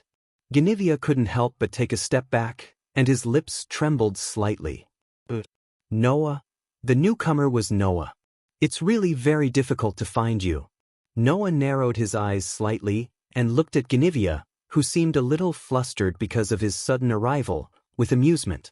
If it weren't for the fact that we have an ally who can control the entire dark world, transform into an owl, and freely enter and leave the human world and the underworld, it would be really difficult to find you. In order to find Guinevere, Noah dragged out Athena, who was also looking for Perseus, and asked Athena for help to find Guinevere's location. As the god of earth, Guinevere's hidden means were indeed extraordinary. But after all, the god of earth was only a reincarnation of the goddess of earth who died under certain conditions, and was the existence of the former goddess of earth after she fell. As the current goddess of earth, it was most appropriate for Athena to find god Guinevere. And Athena did not disappoint Noah. Almost half an hour after Noah asked for help, she immediately provided the location of Guinevere to Noah. Really, I've been looking for you for a long time. Noah raised his eyes, and a bright light flashed in his eyes. Then, lovely Miss God, how about spending some time with me? You're tuning in to the Passion Pages YouTube channel. We're so grateful for your support, and don't forget to subscribe to join us on this incredible journey through captivating stories. Your generosity through donations truly makes a world of difference, as it's the primary source of revenue that allows me to expand and enhance this channel for you. Thank you from the bottom of my heart for being a part of this adventure.